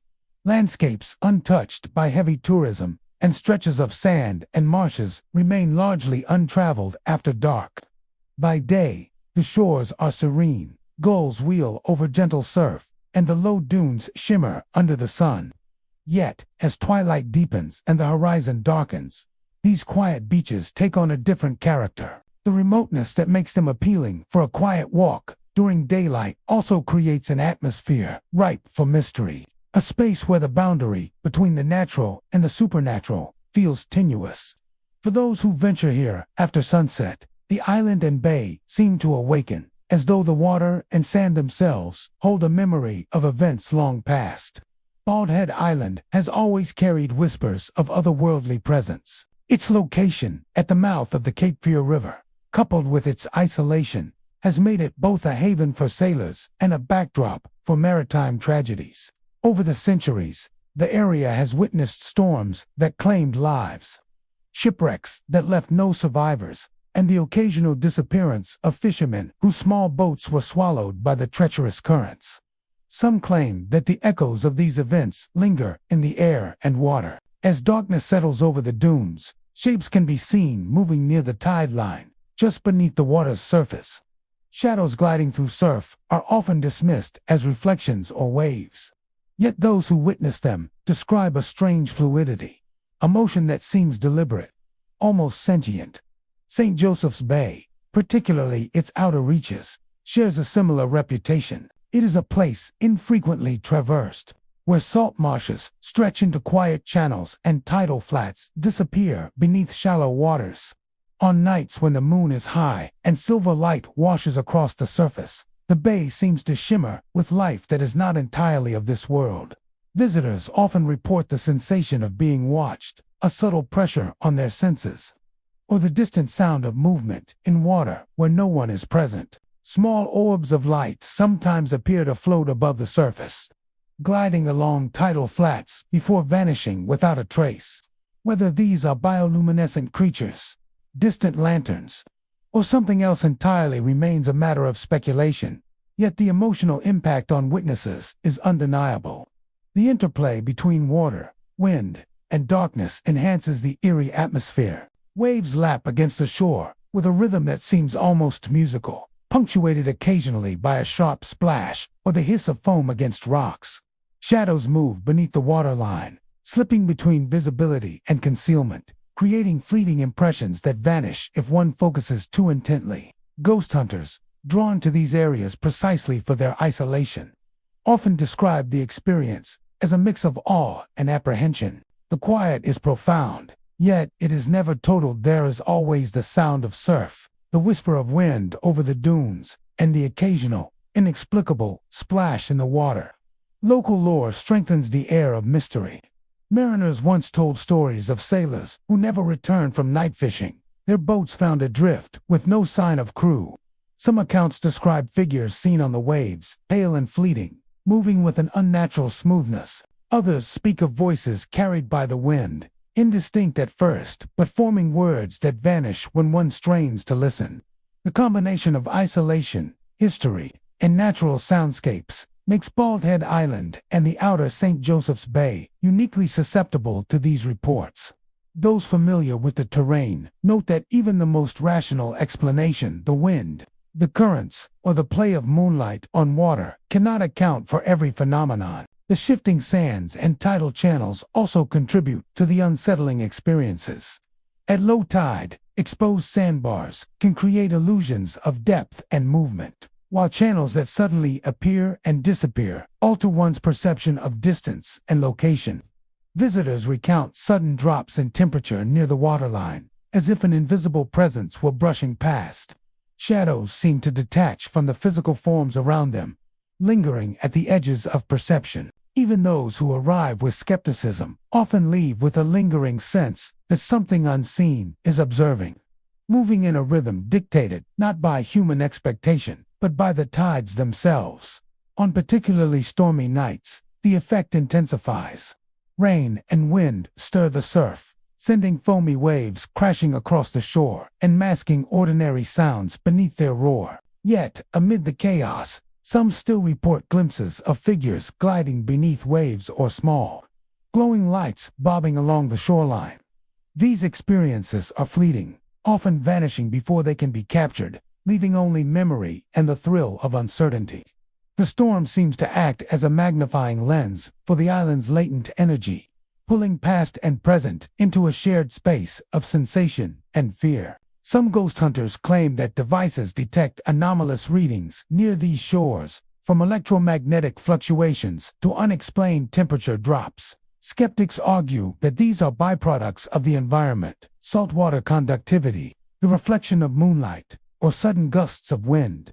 Yet even those unconvinced cannot deny the emotional intensity of the experience, the way the air feels heavier, the way sounds seem closer than they should be, and the way shadows move just beyond clear sight. Bald Head Island and the outer St. Joseph's Bay become, for a few hours each night, places where reality feels malleable, where the past and present brush against each other like waves and sand. Visitors often leave the area with stories that are difficult to dismiss. Some describe the sensation of being followed, shadows gliding in step with them across tidal flats. Others speak of lights that appear offshore, lingering just above the water before vanishing when approached. These encounters are rarely threatening, more akin to a subtle reminder of the island's layered history and the countless souls who have passed through or been lost to its waters. For those willing to embrace the unknown, the experience offers a unique glimpse into a world that is normally hidden from human perception, a space where memory, nature, and legend converge. Ultimately, Bald Head Island and the outer reaches of St. Joseph's Bay are more than beautiful coastal landscapes. They are places where isolation and history combine to create a palpable sense of the uncanny. Shadows drift beneath the surf, lanterns bob offshore, and the wind carries whispers from times long past. For those who tread the sand under moonlight, the experience is unforgettable, an intimate encounter with the ocean's secrets, the past's lingering echoes, and the delicate threshold where the natural meets the spectral. These shores remind us that even in quiet places, the world is alive with unseen stories, waiting to be noticed by those who walk carefully, listen closely, and respect the mysteries of the water and the night. Along the coasts of the eastern United States and the Gulf, hurricanes and violent storms have always been a part of life. Every year, fierce winds and torrential rains reshape the shoreline, tearing away sand dunes, exposing roots, shells, and sometimes more unsettling relics of the past. In certain areas, these storms do more than alter the landscape. They unearth history in a startling and unnerving way. Beneath layers of sand, long-forgotten burial grounds, family plots, and small cemeteries lie quietly, often ignored by the living. Yet when storms expose these resting places, communities are reminded that the dead do not always remain where they were left. and the tides themselves seem to echo with whispers of old grievances. Coastal towns, from the Carolinas to Louisiana, have documented instances where hurricanes revealed human remains on beaches, sometimes along stretches of sand that were once part of a cemetery long since claimed by erosion or urban development. Coffins, splintered and waterlogged, occasionally appear near the high tide line. Their wooden lids rotted, their contents partially preserved in the sand and saltwater. Locals tell stories of these discoveries, some treated with scientific curiosity, others approached with a wary respect. There is a persistent belief that the spirits of those disturbed by storm and surf do not remain at peace. They linger near the water, drawn to the very tides that reclaimed their final resting places. In these communities, the beaches carry an almost sacred reputation. Elders warn children not to wander too close to areas recently swept clean by hurricanes, whispering that the dead can sense those who tread upon what was once theirs. Fishermen returning from early morning outings occasionally report eerie occurrences. Small figures glimpsed near the surf, shadows crossing the wet sand, or the faint sound of whispers riding the wind over the waves. Some claim the spirits are harmless, curious about the living, while others insist that the restless dead are vengeful, driven by the indignity of having been disinterred by storms. The phenomenon is not always visible. Sometimes it is only the sense of presence that unnerves witnesses, a sudden chill, a gust of wind that comes from nowhere, or the inexplicable feeling of being watched. Those who have encountered exposed graves after hurricanes often recount a tension between awe and fear, a sensation that something unseen lingers just beyond perception. Beachgoers speak of footprints appearing in sand that should have been smoothed, only to vanish when followed, or of fleeting shapes glimpsed beneath shallow water, moving with a purpose that defies explanation. Historical records provide context for these modern tales. Many coastal regions were settled centuries ago, long before concrete seawalls and erosion barriers existed. Early settlers often buried their dead close to the shore, believing the sand and earth would protect them for eternity. Over generations, as tides shifted and storms battered the coast, these plots were gradually claimed by the sea. Hurricanes, in particular, act as both grave robbers and historians, unearthing what time had hidden. Some families, discovering their ancestors' coffins along the waterline, respond with reverence, conducting hurried burials inland or ceremonies to restore peace. Others leave the remains where they lie, believing that attempting to interfere might provoke the spirits further. Superstitions have grown around these storm-exposed graves. Locals often describe the nights following a hurricane as particularly charged. Those brave enough to walk the beaches report hearing faint sounds, the scrape of wood along sand, the muted echo of voices carried on the wind, or the soft sigh of water as if mourning itself. Boats have been known to stall near these stretches of shoreline, electronics failing inexplicably, engines cutting out as though the sea itself is asserting control over the intruders. For many, these are warnings, subtle reminders that the dead are never truly gone, and that the ocean serves as a bridge between life and afterlife, carrying memories and grudges alike. The emotional resonance of these discoveries cannot be understated. Witnesses often describe an overwhelming sense of sadness, as if the coffins themselves emit a silent plea.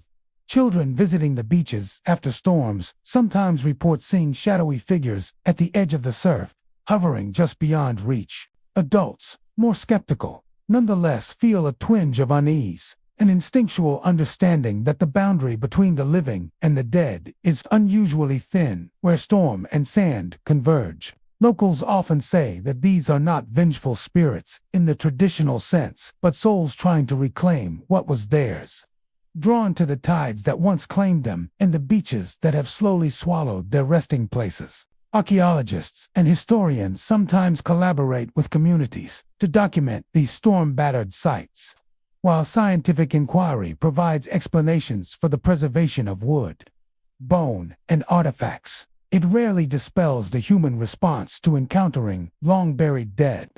For those who experience these events firsthand, there is a psychological imprint that persists long after the storms have passed. The memory of coffins emerging from sand, of shadows drifting beneath moonlight, and of whispers carried over the tide remains vivid, blending fear, respect, and fascination. The cycles of storms and tides create a rhythm of return and exposure. Each hurricane, each nor'easter, reshapes the coast, sometimes revealing relics of the past that have lain dormant for decades or even centuries, and with each revelation, the legend grows that the dead, disturbed by the storm, wander the beaches at night, gliding beneath the surf, keeping watch over the waters and sand that once held them. It is a chilling reminder of the impermanence of human burial in the face of nature's power, and a testament to the endurance of memory and presence beyond death. For those who venture to these beaches after a hurricane, the experience can be haunting, even transformative. To see a coffin, partially exposed, and imagine the life that once belonged within it, is to confront mortality in a raw and immediate way. To sense shadows moving just beneath the surf, to hear the whispered sighs of wind and water, is to acknowledge the tenuous line between the living and the dead. The beaches unearthed by storms serve as liminal spaces, places where history, nature, and the spectral converge. They remind us that the past is never fully buried, and that the tides, patient and persistent, can carry not only sand and water but also the echoes of souls who refuse to remain hidden. Along the coastline, tucked between barrier islands, lie the hidden inlet beaches, places that few travelers encounter and even fewer explore after sunset. By day, these narrow stretches of sand are serene, shielded by shifting dunes and the protective curves of land that form the inlets. The waters are calm, reflecting sunlight in ripples that stretch toward the horizon, and the soft lapping of tides is almost meditative. Yet, as dusk falls and shadows stretch across the sand, these beaches take on a different quality. There is an undercurrent of history, a sense that the land and sea are steeped in stories that refuse to remain silent. Long before modern maps marked these coasts, the inlets were vital corridors for trade, smuggling, and, occasionally, piracy. Ships slipped through the channels under the cover of darkness, carrying everything from exotic spices and silks to stolen goods from far-off ports. Traders from England, the Netherlands, and other European nations braved the treacherous waters, knowing that storms, hidden shoals, and hostile competitors could destroy them at any moment. Some never made it to safe harbor. Shipwrecks littered the shoals and sandbars, their timbers rotting beneath the surf, their cargoes scattered and lost to the tides. Over time, the stories of these wrecks, the men who sailed them, and the treasures they carried became intertwined with the very geography of the inlets themselves. Visitors to these hidden beaches often report a sense of dislocation as dusk approaches. The light softens and shadows stretch long across the sand, and the sounds of the present fade into a low hum that seems to carry voices from the past. Locals have long whispered that if one listens carefully, the voices are not merely echoes, they are fragments of conversation, shouted warnings, or the quiet mutterings of sailors whose lives ended prematurely in these waters. English accents, clipped and precise, mingle with Dutch phrases that rise and fall like waves, forming an unintelligible yet strangely coherent tapestry of sound.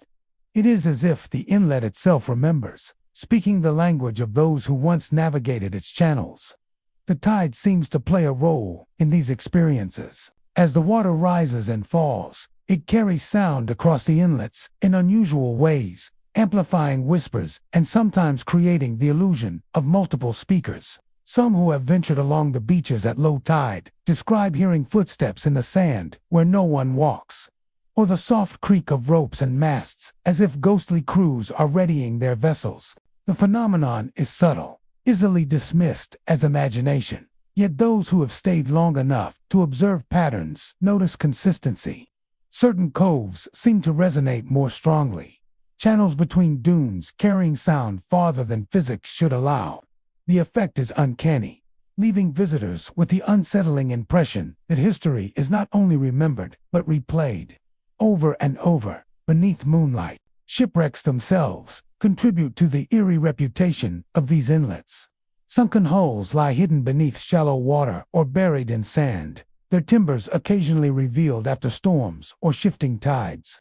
Metal fittings corrode slowly, creating strange reflections on the water's surface that dance like phantoms. In some areas, the remains of cargo have been discovered.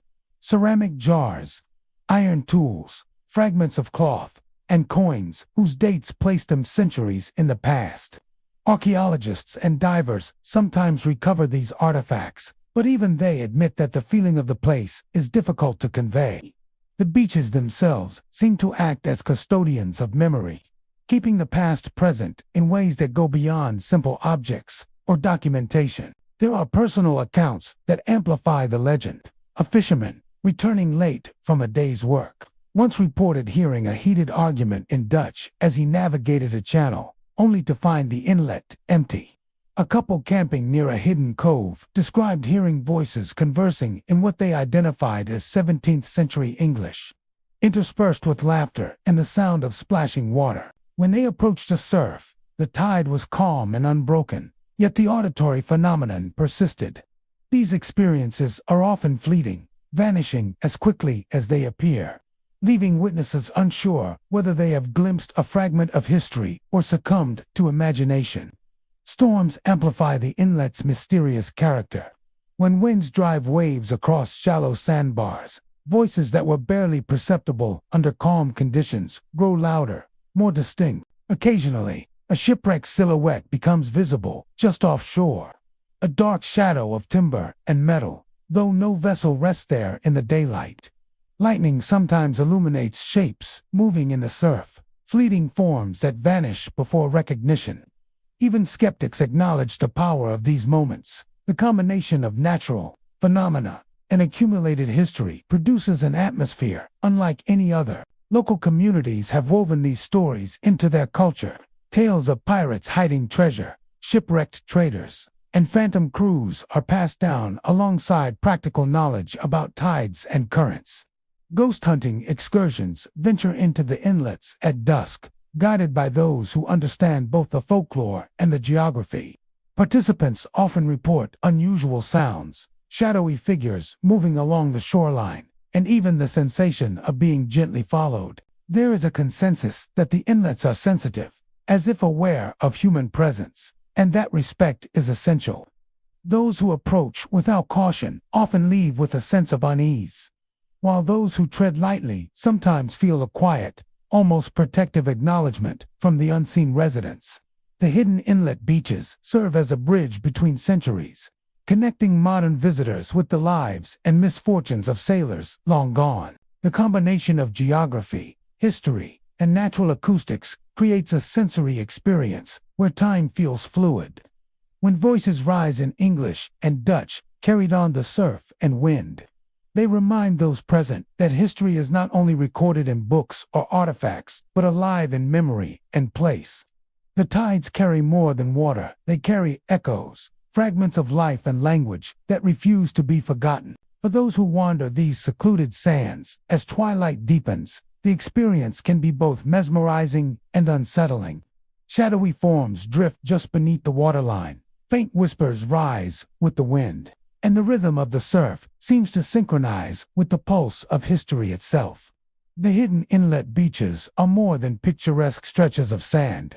They are living archives, where the past lingers in audible fragments, and the spirits of pirates, traders, and sailors remain eternally bound to the channels they once navigated, but vividly felt. And to realize that some histories cannot be buried, no matter how deep the sand.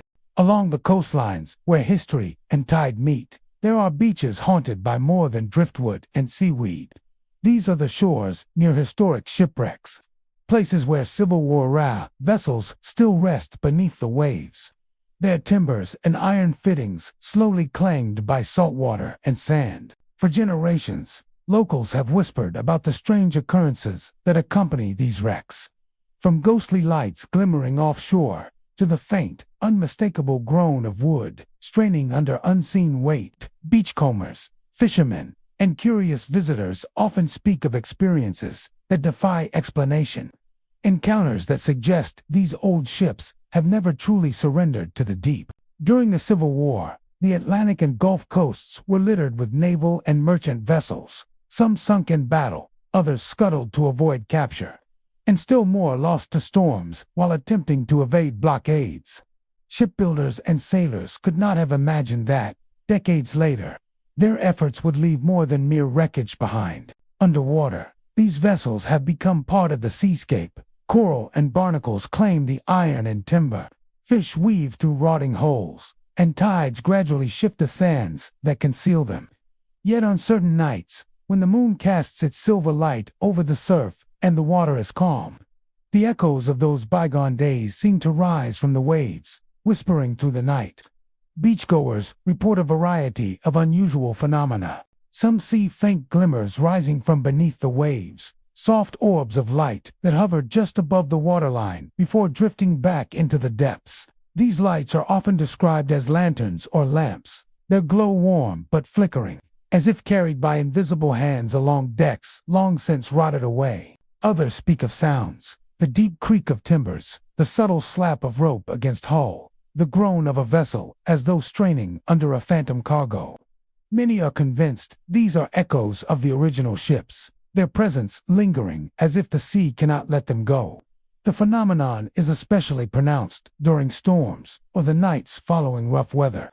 When winds drive waves across shallow sandbars, the creaking grows louder, and the ghostly lights are sometimes seen bobbing higher on the surf, moving in ways no natural reflection could explain. Visitors report feeling an uncanny pressure in the air, a heaviness that seems to accompany the sounds. Some describe a cold draft rolling off the water, despite the warmth of summer evenings, as if the sea itself exhales memories of violence, fear, and finality. Historical accounts often lend context to these experiences. Records indicate that several blockade runners, passenger ships, and naval vessels sank near these beaches. Some after being fired upon, others intentionally scuttled to avoid capture. The crews were rarely able to salvage much, and in many cases, bodies were lost to the water. Over time, stories of these wrecks morphed into legends. Sailors' voices carried on the wind, lanterns bobbing where no ship floats, and glimpses of figures on decks that no longer exist. While historians attempt to separate fact from folklore, the local lore persists, blending the tangible with the spectral. Many who walk these beaches at night recount experiences that are difficult to dismiss. The creak of a deck in the distance, the sound of a hatch opening and closing underwater, or a sudden shimmer of light just offshore, can provoke a mix of awe and fear. Others describe the feeling of being watched, as though unseen crew members linger just out of sight, tending to ships long gone. These are rarely threatening experiences. More often, they evoke a sense of sadness, of history unwilling to remain buried. The tides themselves seem complicit in these encounters. As the water rises and falls, sand shifts to reveal portions of holes or remnants of cargo, creating the illusion of movement even where none exists. Small currents can amplify the sound of breaking waves, making the groans of timber sound much closer than reality would allow. Some believe these tidal effects, combined with moonlight and atmospheric conditions, create natural explanations for otherwise inexplicable experiences. Others argue that the phenomena are more than physics and optics. They are the manifestation of the ship's memories, preserved in the environment and released when conditions align. Divers and historians occasionally explore the wrecks, documenting remains that have persisted for over a century. Rusted cannons, splintered masts, and fragments of cargo offer tangible evidence of the vessel's past. But even underwater, there is a sense that these are not lifeless objects. Many divers report sudden drops in temperature, distorted sounds, or the sensation of being observed. Photographs sometimes capture strange shadows or glows around wreck sites, images that defy conventional explanation. While scientific investigation can explain corrosion and marine life, it rarely dispels the sense that something unseen is present. A lingering echo of human activity long absorbed by the sea. The local communities treat these beaches with a mix of reverence and caution. Stories are shared of sailors' lanterns rising with the tide, of groaning timbers beneath the surf, and of figures glimpsed on moonlit decks. Ghost hunting excursions often include these beaches, where participants hope to witness these phenomena for themselves. Many leave without tangible proof, but all report the haunting impression of being close to history that refuses to remain still. There is a consensus among longtime residents that the beach is a place of memory, a space where the past and present coexists in subtle, sometimes startling ways. The beaches near Civil shipwrecks serve as reminders that the sea does not easily surrender what it has claimed. Ghostly lights, creaking timbers, and the faint echo of lost voices carry history across the surf, bridging centuries. For those who visit after dark, the experience is an intimate encounter with time itself, a place where the ocean remembers battles, misfortune, and lives cut short, and where the restless spirits of vessels long lost seem unwilling to be forgotten. The tides carry more than water. They carry memory, persistence, and a spectral chorus that rises when the conditions are right. Walking these beaches, listening to the waves and the whispered echoes of the past, is to witness the enduring resonance of history, where unseen ships still groan beneath the moonlit surf. Along stretches of coastline where the Atlantic or Gulf meets the sand, there exist abandoned beach resorts, places once bustling with life, now reclaimed by time, tide, and neglect. Decades ago, these resorts were destinations for sunseekers, families, and travelers drawn to boardwalks, hotels, and the promise of leisure. Bright umbrellas dotted the sand, laughter echoed across the surf, and the smell of salt water mixed with fried food and sun lotion. Yet the same forces that brought life to these beaches, storms, tides, and economic shifts also carried them away, leaving behind skeletal remains of piers, hotels, and boardwalks. Today, the resorts stand empty, their faded signs and rotting structures a stark reminder of impermanence. Hurricanes were often the first to seal the fate of these coastal retreats. Powerful winds and surging waves tore through buildings and boardwalks, sweeping debris into the surf and leaving foundations exposed. Many resorts attempted to rebuild, patching damaged structures, restoring sand dunes, and repairing piers. But repeated storms, combined with shifts in tourism patterns and economic downturns, often made recovery impossible. Families who had vacationed there for generations abandoned the areas, and business owners left behind empty hotels, broken rides, and shuttered restaurants. Nature, relentless in its reclamation, slowly eroded what remained, blending the human-made structures with sand and surf. Visitors who venture to these abandoned beaches after sunset describe an eerie stillness. The sound of waves crashing on the shore is amplified, unbroken by human activity, creating an uncanny, almost sacred atmosphere. Boardwalks, once thronged with people, now drift beneath the tide or jut at odd angles from eroded dunes. Wooden planks creak underfoot, rotting and unstable, as though protesting the weight of anyone daring to cross them. The skeletal remains of hotels rise like ghosts in the dim light, windows empty and dark, doors hanging from rusted hinges. One of the most commonly reported phenomena is the sound of clinking, inexplicable in its origin. Visitors claim that on moonless nights, they can hear the faint metallic jingle of beach chairs being stacked or shifted, the subtle echo of tables moved in empty dining rooms, and even the distant laughter of parties long gone. The sounds are subtle at first, often mistaken for the surf or wind, but as one listens more closely, patterns emerge. The rhythmic clink of chairs in a stack, the shuffle of footsteps on wooden decks, the sighing of doors in unoccupied halls. Locals caution that these noises are not always dangerous, but they are unmistakably otherworldly, a remnant of lives and joys that once animated the resorts. The structures themselves hold stories that are difficult to ignore. Hotels once housed honeymooners, fishing trips, and summer retreats, while boardwalks hosted arcades, cafes, and souvenir shops. Beneath the decay, small artifacts remain: sand-swept coins, fragments of glass bottles, rusted nails, and faded signage hinting at the vibrant life that once existed. Some visitors report the sensation of being watched when exploring these ruins, a subtle, almost imperceptible presence that follows without appearing. Others have glimpsed shadows at the edge of vision, moving with the grace of someone navigating corridors that no longer have walls. Storms continue to shape these landscapes, sometimes revealing more of what lies hidden beneath sand and debris. After a particularly violent hurricane, parts of boardwalks and piers that had long been submerged may re-emerge, exposing twisted nails, splintered wood, and rusted metal. For those who walk the beaches in the aftermath, the experience can be unnerving. Objects that appear freshly uncovered seem imbued with history, and the air carries a charged atmosphere, as if the resorts themselves are alive with memory. Small lights are sometimes reported offshore or among the ruins, dim glows reminiscent of lanterns or flashlights from years past. These sightings are fleeting, often disappearing when approached, leaving only speculation and lingering unease. Abandoned resorts also attract ghost hunters and urban explorers, drawn by the combination of history and mystery.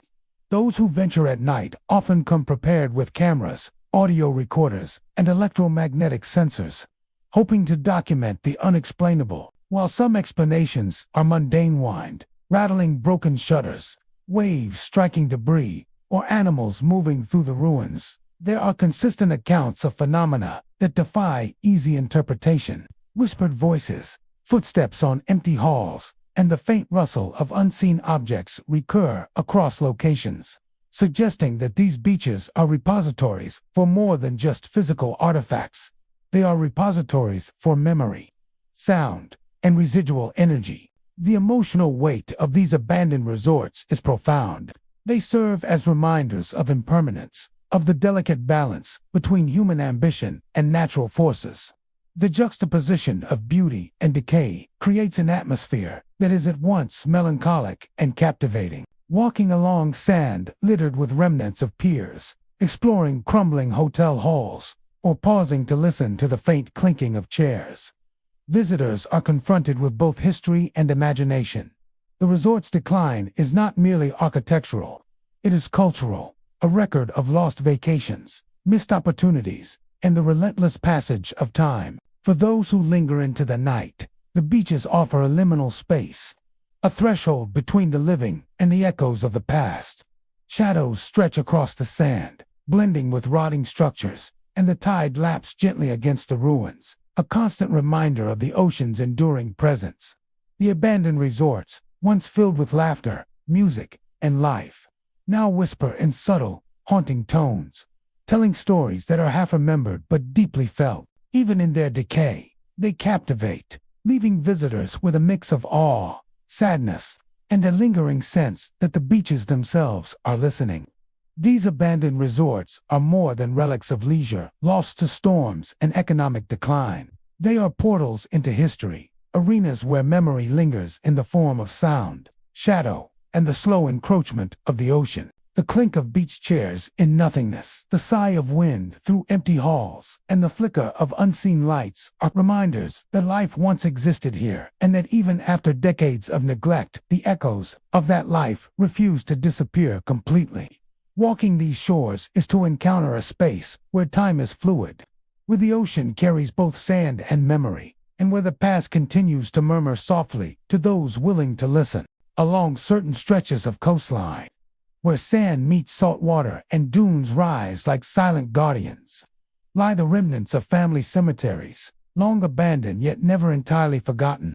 Centuries ago, these small burial plots were placed near the dunes, overlooking the surf, so that ancestors could rest in a tranquil setting, close to nature and tide. Weathered stones marked the graves, some with inscriptions nearly illegible, others carved with simple names and dates. Over generations, storms and coastal erosion have slowly reclaimed the land, washing away earth, shifting dunes, and sometimes revealing these gravestones to the surf, exposing the resting places of those who had been thought safely ensconced beneath sand. Visitors to these beaches often report a peculiar stillness that is different from the quiet of ordinary shores. Even in daylight, the air feels heavier near exposed stones, as though the sand and surf themselves acknowledge the presence of the dead. At low tide, when the surf pulls back and unveils gravestones long hidden, the effect is even more pronounced. The markers often sit half buried in sand, etched with names of families who settled near the coast, some tracing lineage back hundreds of years. Locals whisper that, on certain evenings, especially when the moon is low and the light soft, it is possible to witness more than the stones themselves, that the past lingers. Walking among the living in forms, faint yet unmistakable, accounts of these appearances are remarkably consistent. Walkers along the beach, often at twilight or just before dawn, speak of misty figures kneeling beside the surf, their outlines hazy and shifting as if formed from water and fog. These figures are often described as tending to graves, arranging invisible flowers, or lingering in silent reflection. Witnesses report a sense of reverence emanating from them, an aura of quiet devotion, rather than menace.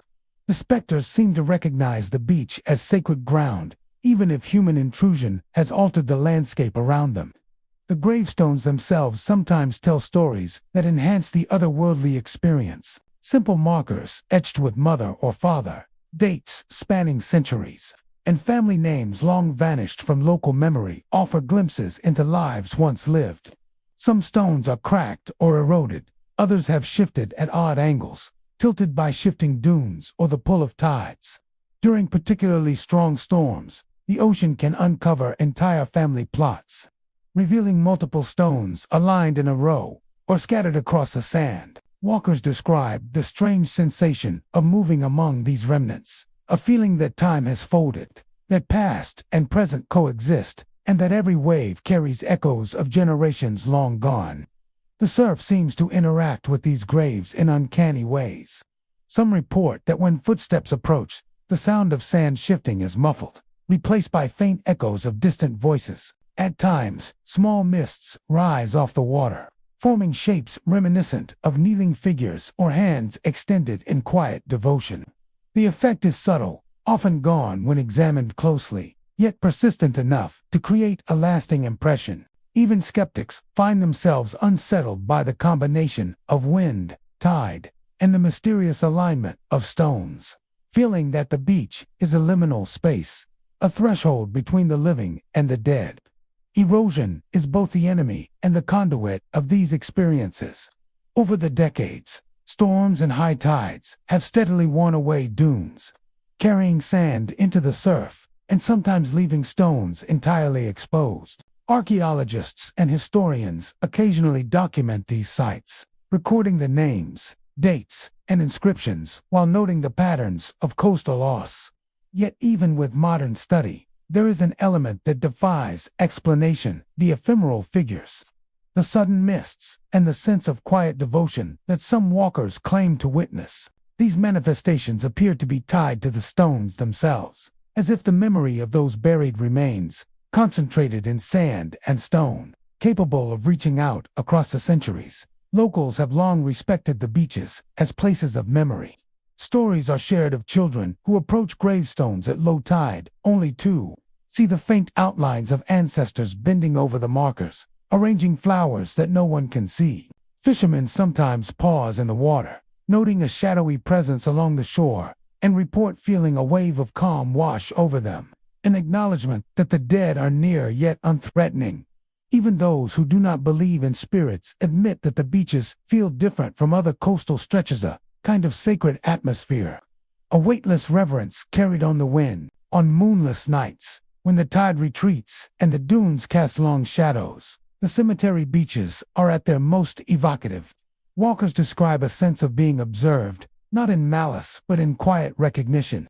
The misty figures seem to move with the tide, kneeling beside the stones, adjusting invisible wreaths or bouquets, or standing silently, gazing out toward the horizon. The phenomenon is transient. Those who linger often see the forms dissolve as dawn approaches, but the impression remains vivid, a reminder that human connection to place persists beyond death. Artifacts left behind amplify the sense of history and presence. Scattered shells, fragments of ironwork from old fences, or shards of porcelain once used in memorial offerings. The sand near exposed stones, combined with the sound of the surf, the distant cries of gulls, and the shifting mist. These remnants create a sensory landscape that feels both natural and haunted. Visitors often report a strange comfort in the presence of these elements, as though the ancestors themselves are silently guiding the living through memory and space. Cemetery beaches, in their quiet persistence, remind all who visit that the past is never entirely buried. Gravestones emerge at low tide, misty figures kneel by the surf, and the ocean continues to wash the sands with tides that echo human memory. These shores are at once solemn and beautiful, a meeting point of nature, history, and lingering devotion. For those who wander the dunes at twilight or dawn, the experience is unforgettable. To witness the past mingling with the present, to feel the weight of memory in every step, and to understand that the dead, though long removed from life, still claim the beaches they once watched over. Along certain stretches of coastline, the sand meets the surf in quiet stretches of solitude, places where the echoes of history linger long after human activity has faded. These are the treaty beaches, where the Tuscarora and other indigenous tribes once lived, fished, and negotiated the delicate balance of life along the shore. Before European settlers arrived, the tribes navigated these waters with intimate knowledge of currents, tides, and hidden inlets, thriving in harmony with the land and sea. Over time, these same beaches became sites of contact, conflict, and trade, where treaty parties met to negotiate, and trading vessels plied the waters to exchange goods across the coast. Yet the peace and prosperity of these lands came with tragedy, and some of the shores now hide the unmarked graves of those who perished, their names and stories unrecorded in any ledger. Visitors who wander these beaches at dawn often report an atmosphere that is hard to describe. The first light of day glances off the surf, illuminating stretches of sand that seem ordinary, yet are steeped in history. Early risers, fishermen, walkers, and photographers have described hearing faint sounds carried by the wind, guttural chants, low and rhythmic, rising and falling in cadence with the tide.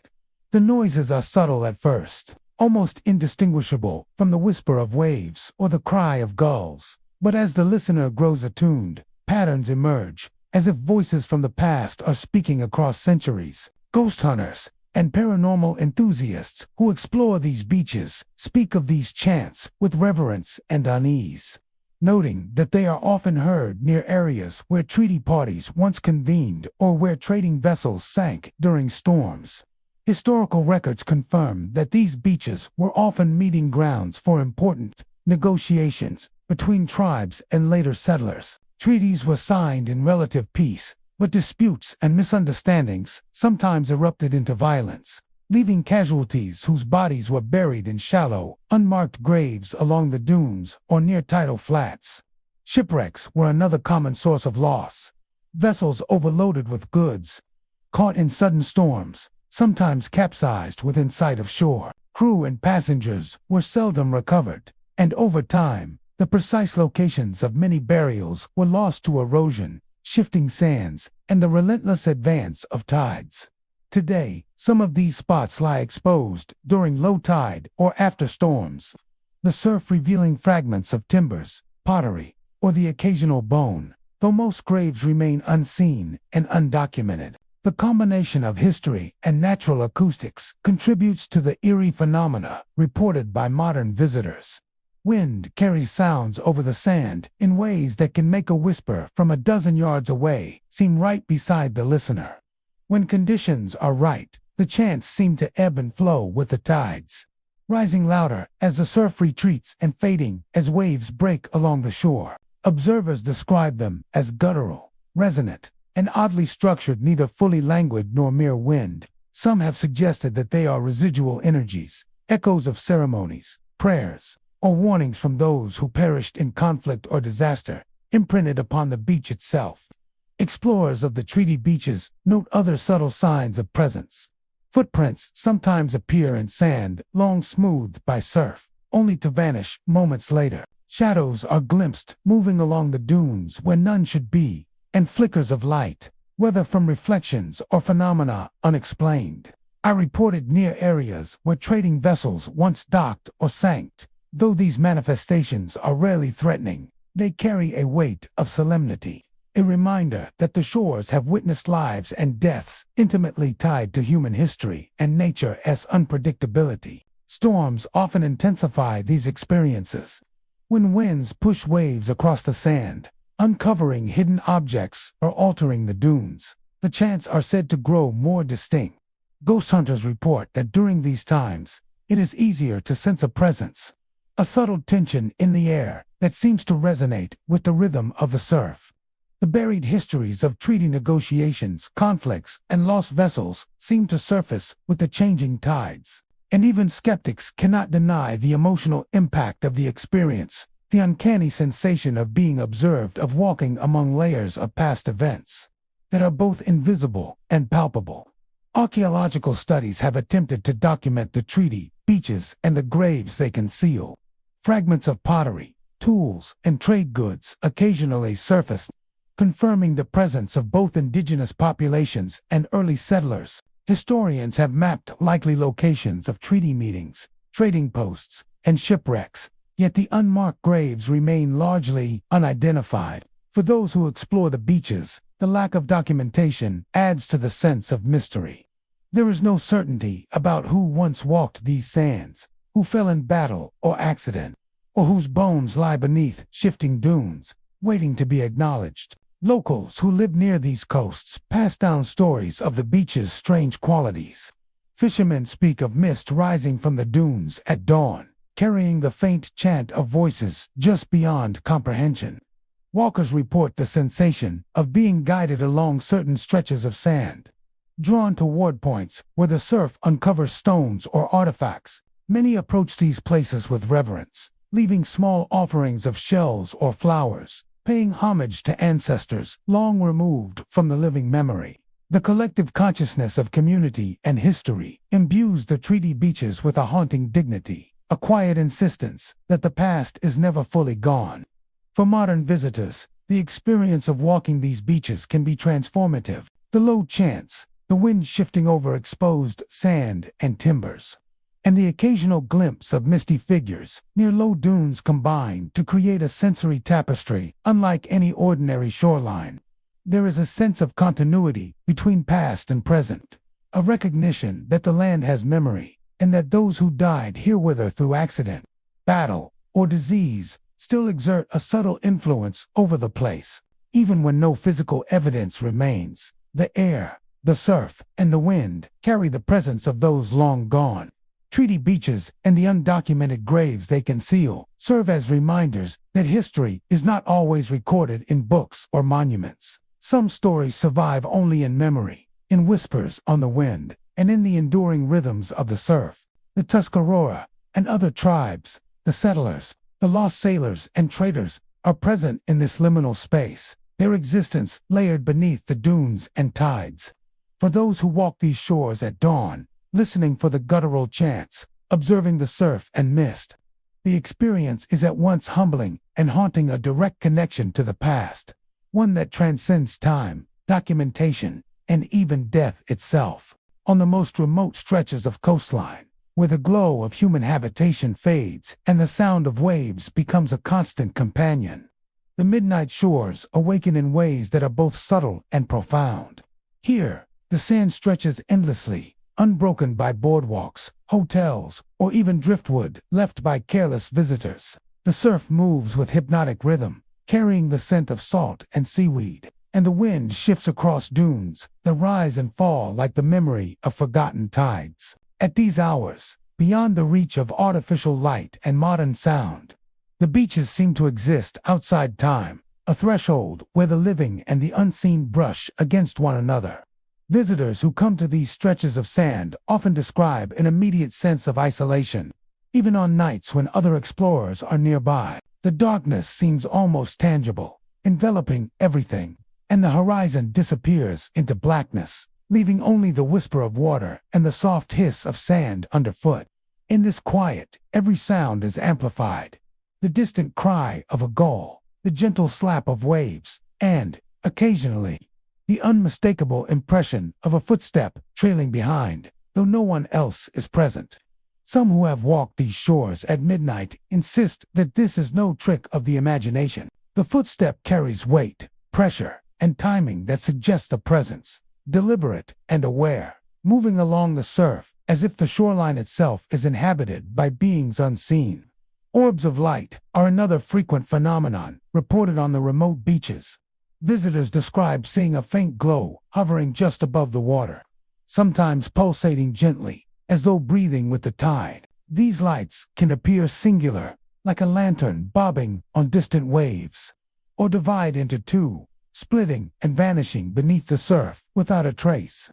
Photographs occasionally capture these orbs, though the images are often indistinct, a blur of luminosity that seems impossible to fully resolve. Witnesses report that the lights are not static, they move with purpose, drifting in ways that suggest awareness, as if the shoreline and ocean have a consciousness that interacts with the living. The sense of being watched is pervasive on midnight shores. Even those familiar with the terrain feel a presence, subtle but undeniable, in the periphery of vision. A shadow may move across a dune, yet when glanced at directly, it dissolves into nothing. Wind patterns and waves often mimic the sound of whispered voices, low and unintelligible. Yet the experience is more than auditory trickery. People recount feelings of recognition and acknowledgement from unseen observers, as if the spirits walking the shore are aware of intruders, but neither hostile nor indifferent, simply present, observing the living as witnesses to continuity between worlds. These beaches often carry layers of history beneath their sands, giving weight to the otherworldly phenomena. Centuries of storms, shipwrecks, lost vessels, and abandoned settlements contribute to the sense that the coastline is more than a geographic feature.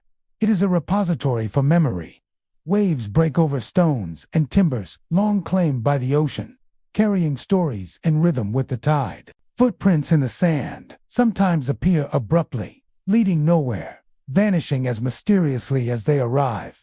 Observers describe an uncanny understanding that the midnight shore remembers, and that those who tread it are entering a space that has recorded countless human and perhaps inhuman interactions over time. The environment itself seems to respond to the presence of visitors. The wind may shift abruptly, sending a sudden chill down the spine, or the surf may swell and retreat with exaggerated rhythm, as though the ocean is breathing. Shapes emerge from the darkness, rocks, driftwood, or dunes at first glance, but upon closer inspection, they appear to shimmer and move slightly, as if not entirely of this world. Many who have lingered for hours report that time loses meaning. A single hour feels like a night, or conversely, a night passes in a few minutes. The sands and waves, unbroken by modern noise, create a sensory environment in which the boundary between living and unseen becomes fluid. Oral histories and local legends often hint at the presence of the unseen on these shores. Tales describe spirits walking at low tide, searching for lost companions, watching over the remnants of shipwrecks, or waiting near dunes that once sheltered temporary settlements. Some stories suggest that orbs of light are the manifestations of souls tethered to the water, guiding lost travelers or replaying moments from centuries past. The combination of folklore and personal experience reinforces the impression that these beaches operate according to different rules, where the living and the dead share the same space, yet perceive it in different ways. Storms and tides intensify the phenomena. When high winds sweep across the shore and waves crash with unusual force, the lights, shadows, and sounds become more pronounced. People report seeing multiple orbs, moving in patterns that defy explanation, or feeling a sudden weight in the air, as though unseen entities are passing nearby. On calm nights, the experience is subtler, a whisper of sound, a shift in the sand, or a sense of being watched from the water's edge.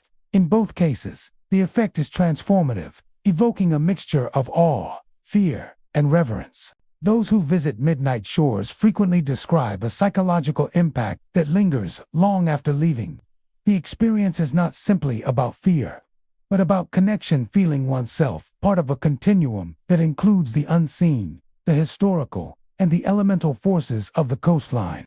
Even skeptics find themselves unsettled by the combination of isolation, darkness, and subtle interactions that seem purposeful. Many leave with the sense that they have witnessed a space beyond ordinary perception, where natural phenomena and residual energy converge to create a unique liminal environment. Walking along these remote stretches, visitors often note that the ordinary markers of time and place boards, piers, human settlements, vanish. What remains is sand, surf, and the intangible traces of other presences. Each wave seems to carry memory, each gust of wind a whisper, each orb of light a message from a world just beyond human senses. The midnight shore is at once beautiful and unsettling, a threshold where the veil between reality and the unseen is thin, where spirits walk the sand and glide beneath waves, and where the living may catch fleeting glimpses of what lies beyond light and time. These beaches, untouched by modern illumination and echoing with centuries of human and unseen activity, offer a rare glimpse into a world beyond ordinary perception. The footprints, the whispered sounds, the orbs of light, and the sense of being observed are not accidents.